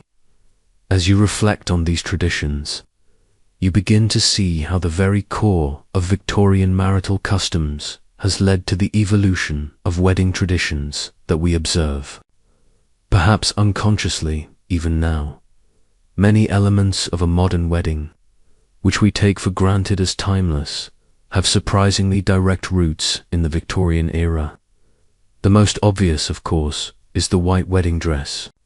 Before Queen Victoria popularized it with her own choice in 1840, brides often wore their best dress in any color. Her decision to wear white, symbolizing purity and innocence, set a powerful trend that quickly became the aspirational standard across all social classes. So, every time you see a bride in white, you're witnessing a direct descendant of a Victorian fashion choice. It's a mainstream historical fact that this singular event dramatically altered bridal attire for centuries to come. You might even find yourself looking at bridal shop windows with a new historical appreciation. For a quirky tidbit, did you know that the custom of having a multi-tiered wedding cake became popular in the Victorian era largely because of the development of royal icing, which was strong enough to support multiple layers? Before this, cakes were often single-tiered or structured with pillars. The ability to stack cakes allowed for grander, more impressive displays, further cementing the cake's role as a centerpiece. Imagine the baker's delight at being able to build a sugary skyscraper. Historians still argue whether the popularity of tiered cakes was driven more by advancements in baking technology or by the Victorian desire for grand displays of affluence. Beyond the dress and the cake, consider the wedding ceremony itself. The procession of the bride down the aisle, given away by her father, the exchange of rings, the formal vows, the signing of the register, and the recessional with a triumphant piece of music. These are all deeply ingrained Victorian customs. While the religious language might have softened or changed for secular ceremonies, the fundamental structure of the event largely remains.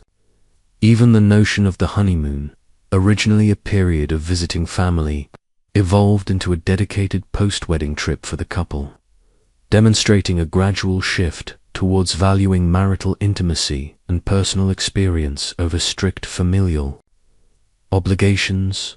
The persistence of these traditions speaks to their enduring power and their ability to resonate with universal human desires for celebration, commitment, and the marking of significant life transitions. They provided a clear script for a momentous occasion, offering comfort and familiarity in a rapidly changing world. The Victorians, with their love for ritual and symbolism, effectively codified many of the wedding practices that we still, perhaps unknowingly, follow today. It's like they wrote the original user manual for a wedding, and we're still using version 1.0, just with a few modern software updates. As these echoes of the past settle, you can't help but notice the profound influence of enduring romantic ideals that continued to shape not just the wedding day, but the very institution of marriage in the Victorian era. Despite the very real practicalities of financial settlements, social status, and gender roles, the Victorians were, at heart, romantics. Their literature, poetry, and art championed the idea of true love, enduring affection, and the soulmate connection. Think of Elizabeth Barrett Browning's "How Do I Love Thee? Let Me Count the Ways." This wasn't just flowery language. It reflected a genuine aspiration for profound emotional connection within marriage. Even if a marriage was partly arranged or driven by pragmatic considerations, the prevailing cultural narrative encouraged the idea that love would grow, that companionship and mutual respect would deepen over time. The companionate marriage ideal, where partners found joy and fulfillment in each other's company, became increasingly valued, moving beyond purely utilitarian unions. This emphasis on emotional bonds, on a shared life built on affection, is a powerful legacy that continues to influence our understanding of successful partnerships today. The persistent thread of enduring romantic ideals through the pragmatic tapestry of Victorian marriage offers a comforting thought as you drift deeper into this historical reverie. It tells you that even amidst strict social strictures and financial considerations, the human heart's yearning for connection remained a potent force. This idealized vision of love, nurtured within the sanctity of marriage, became a powerful cultural narrative that still whispers through our modern wedding vows. Think about the Victorian concept of true love, often portrayed as a profound, almost spiritual bond, far deeper than fleeting infatuation. This wasn't about passion at first sight, as much as it was about a steadfast, unwavering commitment, a partnership in life's journey. It was a love that was expected to deepen with shared experiences, trials, and triumphs, rather than being solely based on initial sparks. This slow-burn romance, where affection and respect blossomed over time, stands in gentle contrast to our modern, often immediate, expectations of emotional connection. A mainstream historical fact here is the rise of the novel as a popular form of entertainment during the Victorian era, many of which focused on themes of courtship, marriage, and the complexities of romantic love. Authors like Jane Austen, though technically pre-Victorian, her influence lingered, and later, the Brontë sisters and George Eliot explored the nuances of relationships, often showcasing the triumph of love over social obstacles, thereby reinforcing these romantic ideals in the public consciousness. You can almost imagine a young Victorian lady, tucked away with a novel, sighing over the hero's devotion. Now, for a quirky tidbit, did you know that it was considered highly improper for a Victorian couple to exchange gifts before the wedding day? Any gifts exchanged were typically presented after the ceremony, or as part of the dowry settlement process, to avoid appearing as though one was buying or selling the other before the official union. Imagine the self-control required to resist giving your beloved that little trinket you found, knowing you had to wait. Historians still argue whether this was primarily about preserving propriety or subtly reinforcing the transactional aspects of marriage. The societal expectation that love would grow within marriage was a crucial aspect of the Victorian romantic ideal. It wasn't always assumed that couples would be madly in love when they first exchanged vows, especially in arranged or socially advantageous matches. However, there was a strong belief that with mutual respect, shared duties, and the common goal of building a family and a respectable home, affection would naturally deepen. This companionate marriage ideal suggested that true happiness lay in a partnership built on shared values and companionship, a quieter, more enduring form of love. As the sun sets on this historical journey, consider the Victorian fascination with memorabilia and keepsakes. While Victorian wedding photography was nascent, other forms of mementos were cherished. Scrapbooks filled with pressed wedding flowers, locks of hair from the bride and groom, dried snippets of lace, and carefully penned congratulatory notes were common.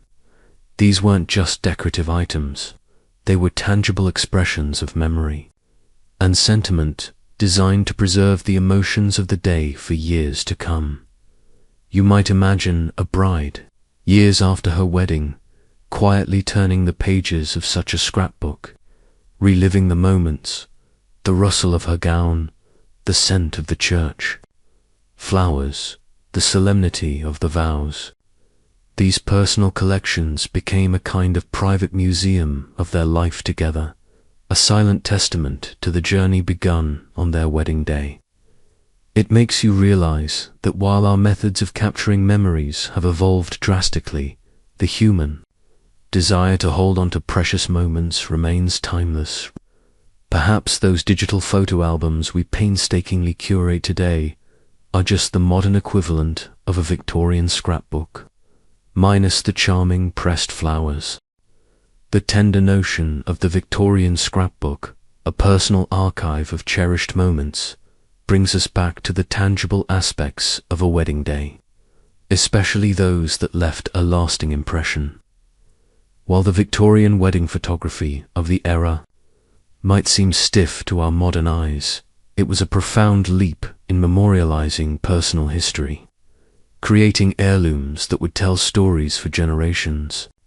Imagine those faded sepia portraits, capturing the nervous excitement of a young couple. A mainstream historical fact about these early photographs is their immense cost and exclusivity.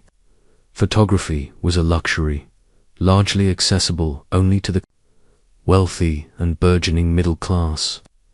Therefore, a wedding portrait was not just a memento.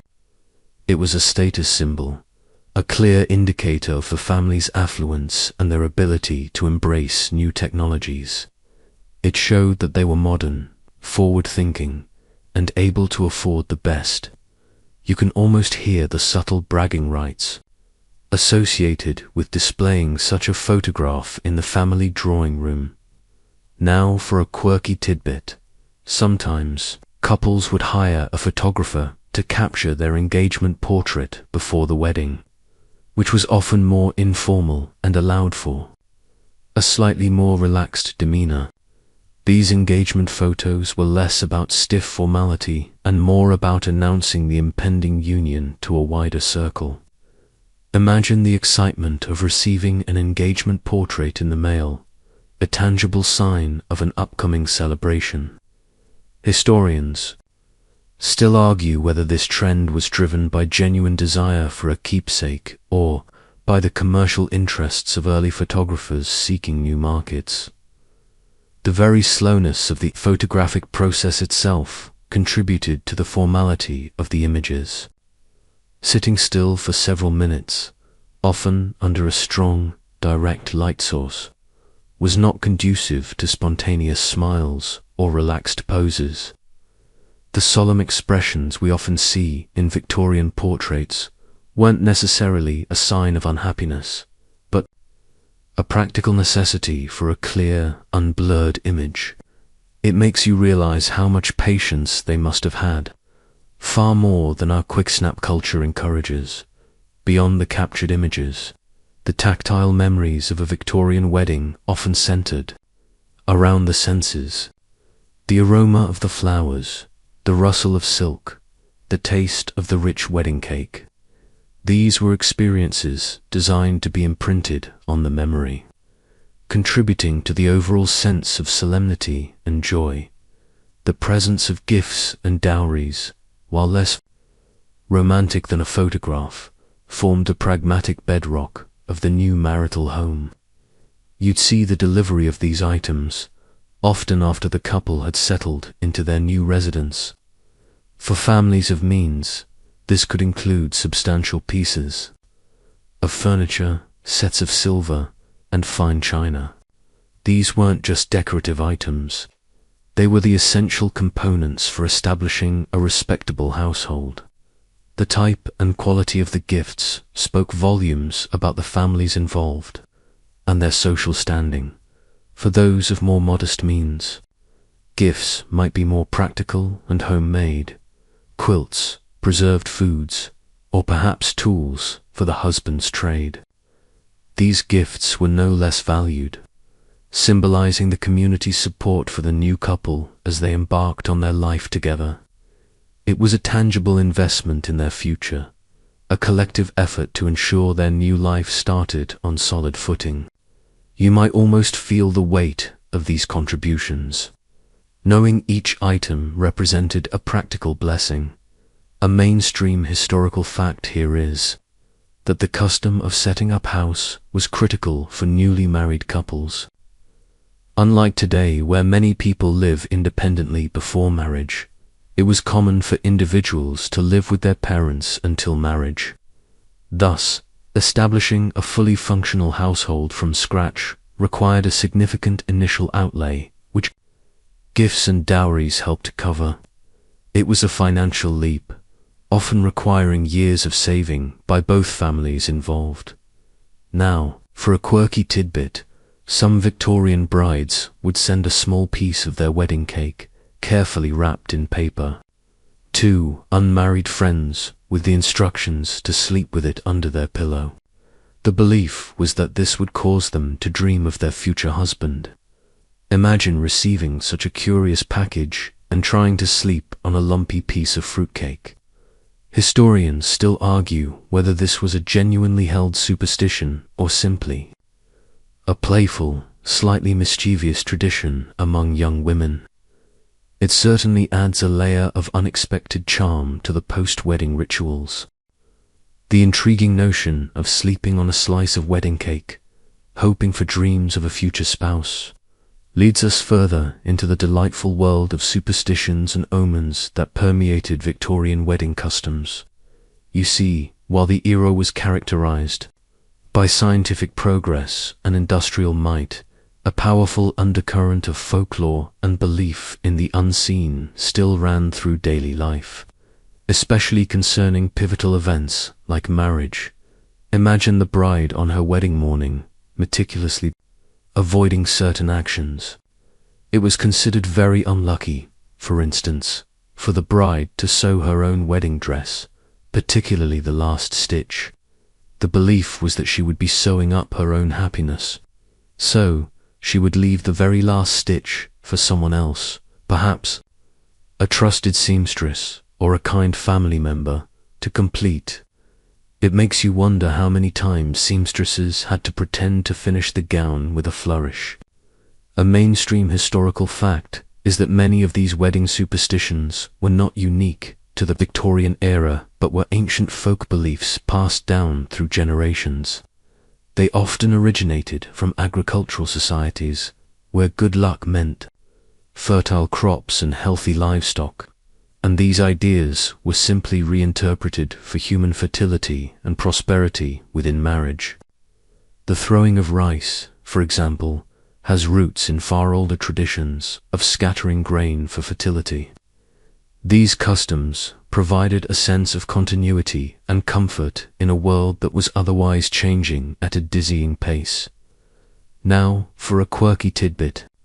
Did you know that it was considered good luck for the first person the bride saw after the ceremony, besides her husband, to be a man? If it was a woman, it was thought to bring bad luck. Imagine the frantic efforts to ensure a male relative, or even the vicar, was the first one she laid eyes on. Historians still argue whether this reflected deeper societal biases or was simply a playful, albeit sexist, superstition. It certainly adds a layer of nervous anticipation to the post-ceremony exit. The array of omens didn't just focus on the bride. The weather, the appearance of certain animals, even the day of the week, all held significance. We already mentioned that Friday was unlucky and Wednesday was generally favored. Rain on the wedding day, while sometimes seen as tears, could also be interpreted as a sign of future abundance and fertility, particularly for agricultural communities. Finding a sixpence in your shoe on your wedding day was another well-known charm for wealth. These beliefs, whether genuinely held or simply observed as tradition, added a rich layer of symbolic meaning to the entire event, influencing decisions. From the date of the ceremony to the smallest accessory, this pervasive belief in symbols and good fortune also extended to the contents of a woman's bridal trousseau. While we previously discussed it as a practical collection of clothing and linens, it also carried significant symbolic weight. The very act of accumulating these items was a rite of passage, a demonstration of the bride's readiness to take on the responsibilities of a married woman and mistress of a household. You can imagine the quiet pride with which a young woman would display her trousseau to her female relatives and friends. Each meticulously sewn chemise, each embroidered pillowcase, each beautifully made dress was not just an item of clothing or linen. It was a testament to her domestic skills, her good taste, and her family's ability to provide for her new life. It was a visible manifestation of her journey from maiden to wife, a tangible collection of her future domestic identity. It truly makes you wonder if they ever felt overwhelmed by the sheer volume of things they needed to prepare. Perhaps a little more stressful than simply registering for gifts online. The sheer volume and meticulous detail of the bridal trousseau underscore the comprehensive nature of a Victorian woman's preparation for married life. It was a tangible display of her readiness, a quiet promise of domestic competence and good taste. As you reflect on these traditions, you can't help but notice how seamlessly many of these Victorian customs have flowed into the evolution of wedding traditions that persist, albeit in modified forms, into our contemporary world. Think about the elements we consider essential for a wedding even now: the formal invitation, the rings, the ceremony structure, the white dress, the tiered cake, the toasts, the sending of wedding favors, all have strong Victorian roots.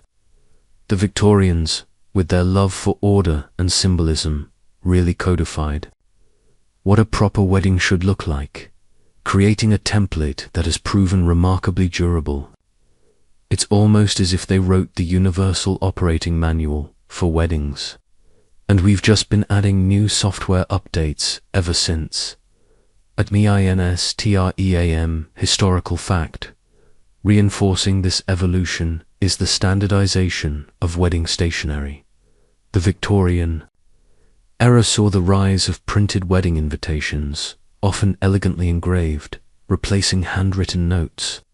This made the announcement of the wedding more formal and accessible to a wider circle of acquaintances, reflecting the growing importance of social networking and status display. Imagine the excitement of receiving one of these beautiful, formal invitations in the post, a sign of an important upcoming event. Now, for a quirky tidbit. Did you know that the tradition of the groom carrying the bride over the threshold of their new home dates back to ancient times, but was strongly reinforced in the Victorian era? The superstition was that if the bride tripped, it would bring bad luck to the marriage, or that evil spirits might be lurking in the threshold. So, carrying her ensured she entered her new home safely and auspiciously. Imagine the pressure on the groom to not stumble.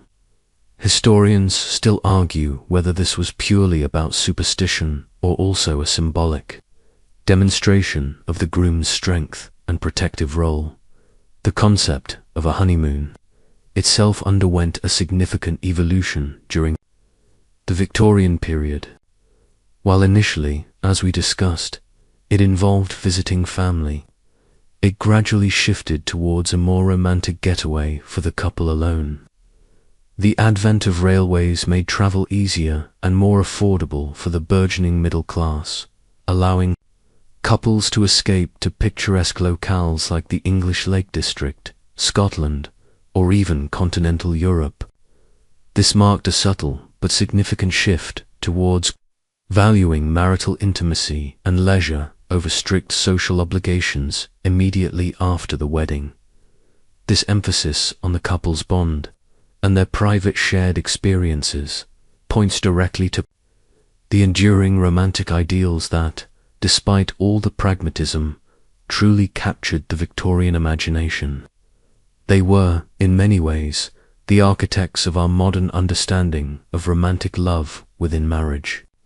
The notion of a lifelong partnership built on affection, companionship, and mutual respect became deeply embedded in the cultural consciousness.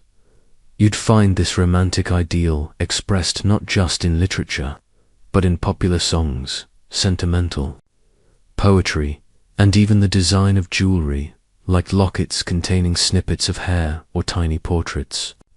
There was a genuine yearning for a profound soulmate connection, a love that would transcend the practicalities of daily life and grow deeper with each passing year. It was a quieter, perhaps more resilient form of romance than the passionate whirlwind often portrayed today, one built on shared purpose and steadfast devotion. This gentle yet powerful romantic ideal continues to resonate deeply in our modern weddings. While we might focus more on personal choice and emotional fulfillment from the outset, the underlying aspiration for a loving, enduring partnership is a direct legacy of the Victorians.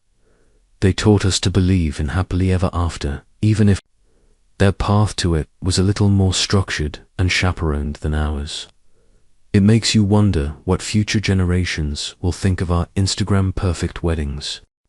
The romantic ideals, that quiet but powerful undercurrent beneath the structured surface of Victorian weddings, continue to gently flow into our modern understanding of marriage. It's a legacy that reminds you of the timeless human desire for connection, a yearning for a love that endures, even as the specific customs that express it change. As you consider this, you might find yourself reflecting on the core values that truly mattered to Victorians. Beyond the lace and the legalities, a mainstream historical fact that solidifies the Victorian commitment to enduring love is the concept of mourning jewelry. After the death of a spouse, it was incredibly common for the surviving partner to wear special jewelry, often made with the deceased's hair or featuring miniature portraits. This wasn't just a sign of grief, it was a public declaration of continued devotion and eternal love, emphasizing the idea that the marital bond extended beyond life itself. It shows an intensity of affection that might feel almost overwhelming to modern sensibilities. Imagine wearing a bracelet woven from your loved one's hair, a truly unique expression of lasting connection.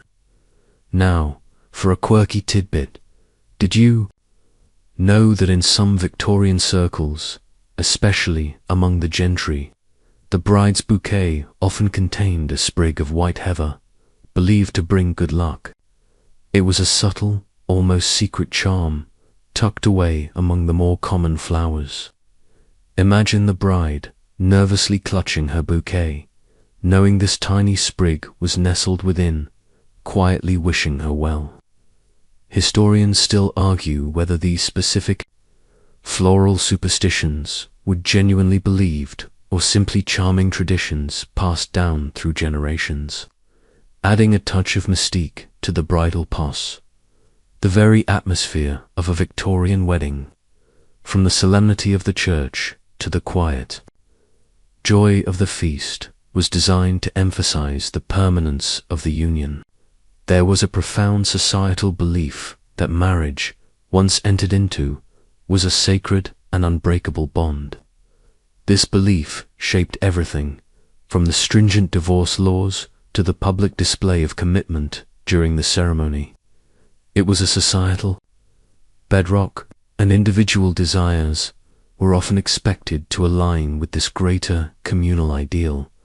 As the sun of our historical journey begins to dip lower, let's consider the ways in which these enduring ideals, often expressed through strict etiquette, gradually loosened their grip, paving the way for more modern expressions of love and partnership.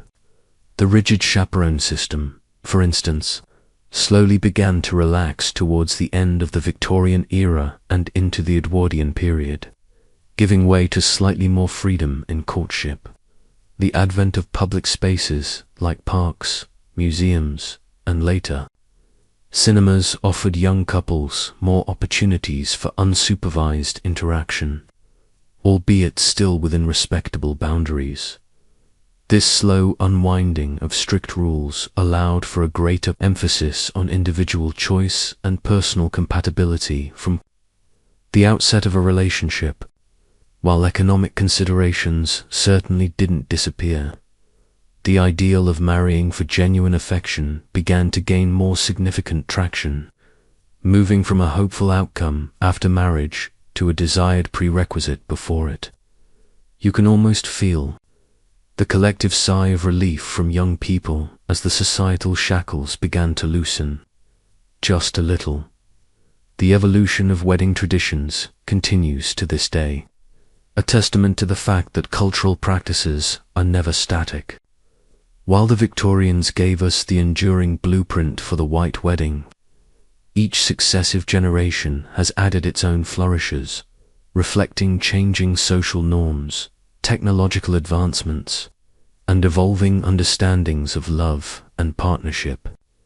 From grand church ceremonies to intimate backyard gatherings, from elaborate formal wear to more personalized attire, the core human need to celebrate union remains, simply expressed in new ways. It's a gentle reminder that our own wedding traditions, whatever they may be, are part of a continuous historical narrative.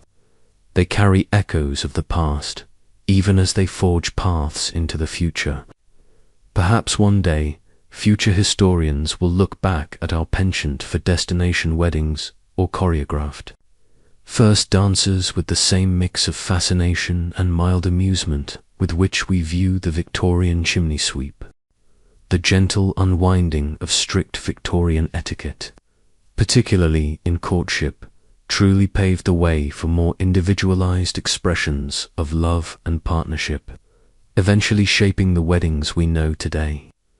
You can almost feel the quiet shift in society's heartbeat, moving from rigid conformity to a growing appreciation for personal preference, even if it was a very slow, subtle transition. This gradual loosening of societal bonds meant that the evolution of wedding traditions wasn't a sudden break, but a flowing river, picking up new customs and shedding old ones along the way. Consider the role of the wedding photograph again. While initially a formal, posed affair, as photography became more widespread and technology improved, you'd see a subtle shift towards capturing more natural moments, less rigid, more reflective of the emotions of the day. This mainstream historical fact, the democratization and technological advancement of photography, allowed more families to afford and thus embrace capturing their special day, expanding the visual record of these unions beyond the very elite. Imagine the joy of being able to send a photograph to a distant relative who couldn't attend, instead of just a piece of cake. Now, for a quirky tidbit.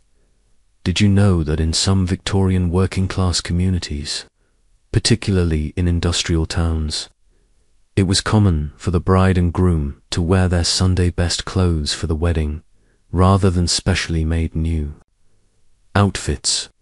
This was a practical choice, reflecting economic realities, but it also held a quiet dignity, showcasing their respect for the occasion with what they already owned. Imagine the humble beauty of a couple committing their lives unburdened by extravagant expense. Historians still argue whether this was purely an economic necessity or also a subtle form of quiet rebellion against the escalating ostentation of upper-class weddings. The shift towards appreciating the personal over the purely ceremonial is also evident in the changing perception of the wedding rings. While the plain gold band for the bride remained standard, the practice of grooms wearing a wedding ring, though not widespread in the early Victorian period, slowly began to gain acceptance, particularly towards the end of the era and into the 20th century. This gradual adoption reflects a move towards more symmetrical relationships, where both partners visibly signify their commitment. It's a small but powerful visual change, isn't it? A dual symbol of shared promise, rather than a singular one. This quiet revolution in attitudes towards relationships and personal expression is directly linked to the enduring romantic ideals that continued to captivate the Victorian imagination. Even as practicalities dictated much of life, the yearning for deep emotional connection, for a soulmate, was a powerful force. This era, remember, gave us classic romantic literature that emphasized profound love over mere convenience. They believed in a love that could transcend obstacles, even those imposed by society. You'd find countless poems, songs, and parlor games devoted to the concept of true love and finding the one. This wasn't just superficial sentimentality, it was a genuine cultural aspiration. The ideal of a companionate marriage, where husband and wife were not just partners in household management, but also intellectual and emotional confidants, became increasingly prominent. This was a significant evolution from earlier centuries, where marriages were almost purely economic or dynastic arrangements. It was about finding joy and fulfillment within the marital bond, a space where true affection could flourish. This deep-seated romanticism, despite the stiff collars and rigid corsetry, left an indelible mark on how we perceive marriage today. We still largely believe in marrying for love, for emotional compatibility, and for shared life goals. The Victorian era, in many ways, solidified this ideal in the Western consciousness, setting a high bar for what a truly fulfilling partnership should entail. It's a testament to their enduring legacy that we still chase that elusive, happily ever after, a concept they wholeheartedly embraced. And perhaps, as you listen, you can almost hear the soft rustle of invisible wings carrying those timeless romantic aspirations across the centuries. The persistence of enduring romantic ideals, like a gentle hum beneath the grand symphony of Victorian life, truly shaped the aspiration for marriage, moving it beyond mere practicality to something more deeply emotional. It tells you that even in an era of strict social codes, the human heart's desire for a profound connection was undeniably present, guiding choices and softening the edges of rigid customs. Consider the Victorian concept of courtship and proposals. While formal and often involving a discreet inquiry to the father first, there was still an immense focus on the moment of the proposal. It was often a private affair between the couple after the suitor had received the family's tacit approval. The offering of a ring, the nervous anticipation, the heartfelt, though perhaps formally worded, declaration, these elements, infused with romantic symbolism, were deeply cherished. It was the culmination of the carefully chaperoned interactions, the moment where unspoken hopes could finally be voiced. You might even find yourself imagining the quiet intensity of such a scene, far removed from the public proposals we often see today. A mainstream historical fact is the growing popularity of engagement rings during the latter half of the Victorian era. While not as universally elaborate as today, a diamond solitaire or a cluster of smaller gems often symbolized the promise of eternal love and commitment. Before this, rings were not always a given for engagement.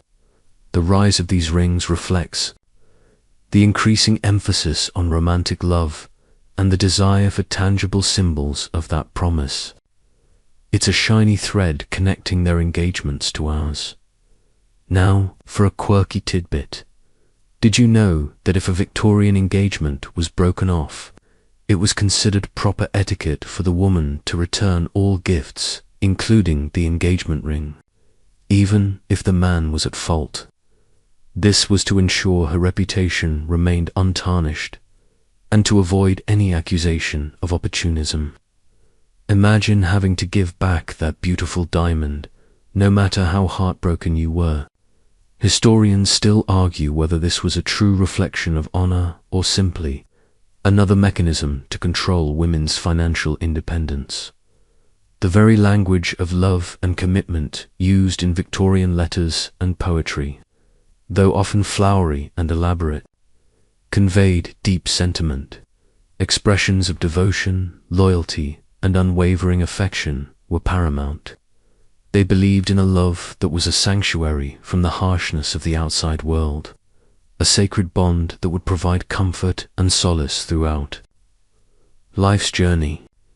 This emotional depth, often hidden beneath layers of propriety, is a testament to their profound romanticism. As you consider the trajectory of these customs, you begin to see how the evolution of wedding traditions is a continuous process influenced by societal shifts, technological advancements, and changing ideals of love. The Victorians laid down a powerful foundation, but the house of marriage has been continuously redecorated and expanded upon since. Think about the increasing emphasis on personal expression in weddings today. While Victorian brides adhered to strict fashion codes, modern brides have countless options for their attire, reflecting individual tastes rather than just societal expectation.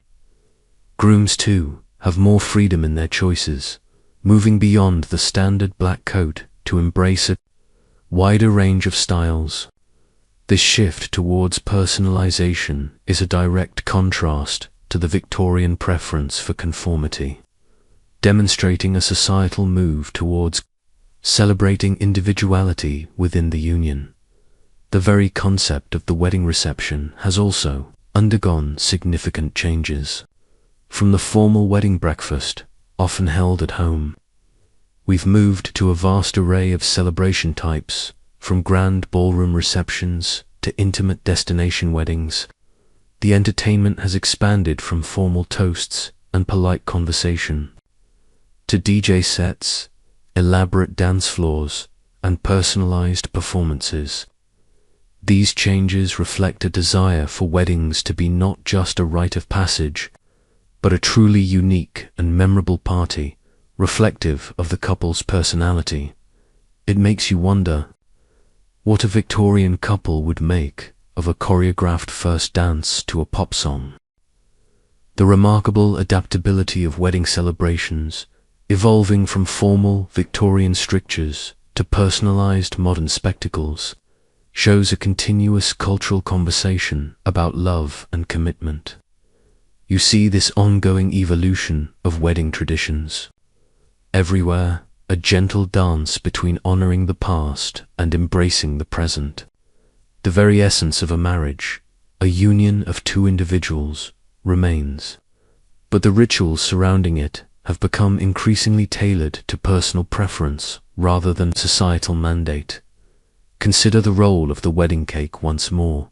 While the Victorian cake was a grand, often indigestible fruitcake primarily for symbolism and preservation, modern cakes offer an explosion of flavors and designs.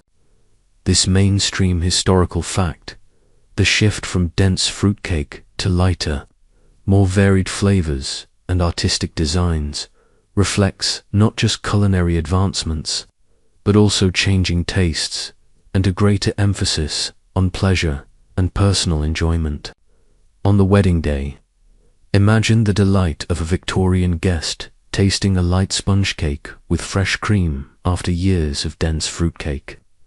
Now, for a quirky tidbit about Victorian wedding favors, instead of individual gifts, it was common to give out bride's cake, a smaller, simpler version of the main cake to guests to take home.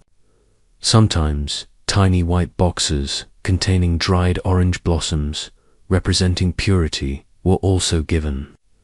Imagine the anticipation of receiving a small box of cake to enjoy later, perhaps with a cup of tea. Historians still argue whether this was primarily about sharing the joy or a subtle way to extend the celebratory mood beyond the main event. The modern concept of a wedding party, bridesmaids, groomsmen, maid of honor, best man still echoes the Victorian structure, but with significantly altered roles.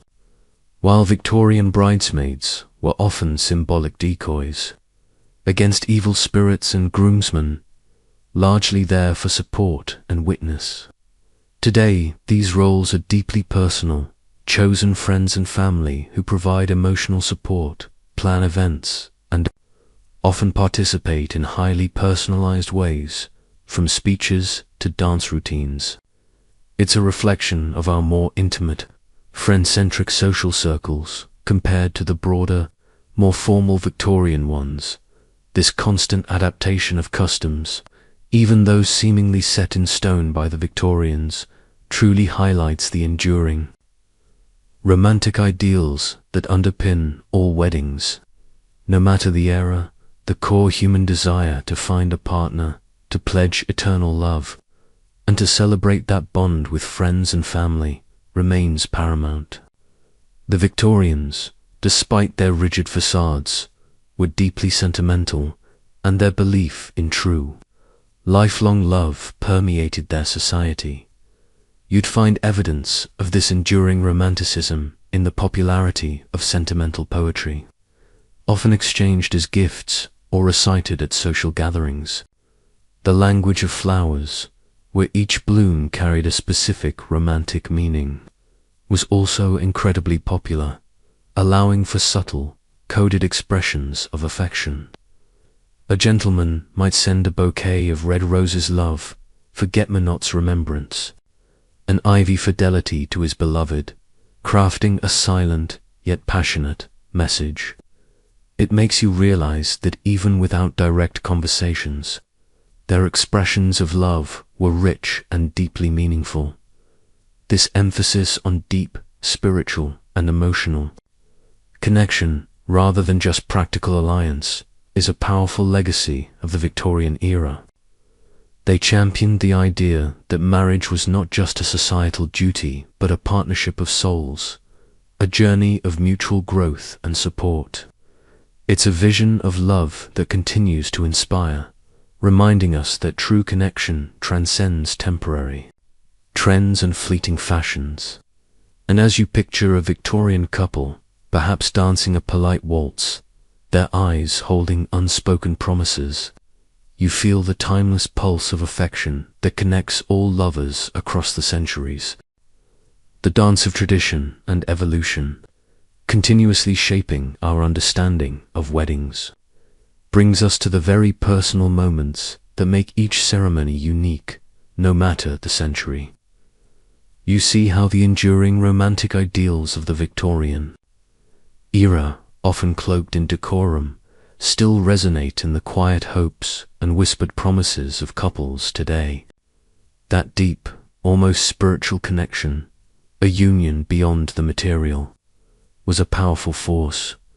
Consider the Victorian belief in love at first sight, not as a fleeting infatuation, but as a recognition of a destined soulmate. While practicalities often dictated unions, the cultural narratives, particularly in popular literature, encouraged the idea that true love, once found, was an unbreakable bond. This aspiration for a profound, almost fated connection remains a cornerstone of romantic belief systems today. You might even recall how many modern romantic comedies still lean heavily on this very Victorian idea. A mainstream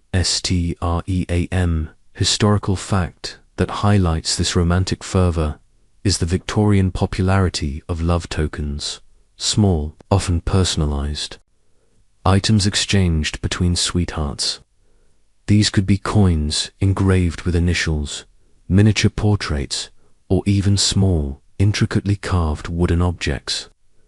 These tokens were not necessarily expensive, but deeply personal, serving as tangible reminders of affection and commitment even before an engagement. It's a charming detail, isn't it? A private language of love, tucked away in a pocket or worn close to the heart. Now, for a quirky tidbit, did you know that in some Victorian homes, especially those with eligible daughters, there was a specific piece of furniture called a courting couch or tete-a-tete sofa?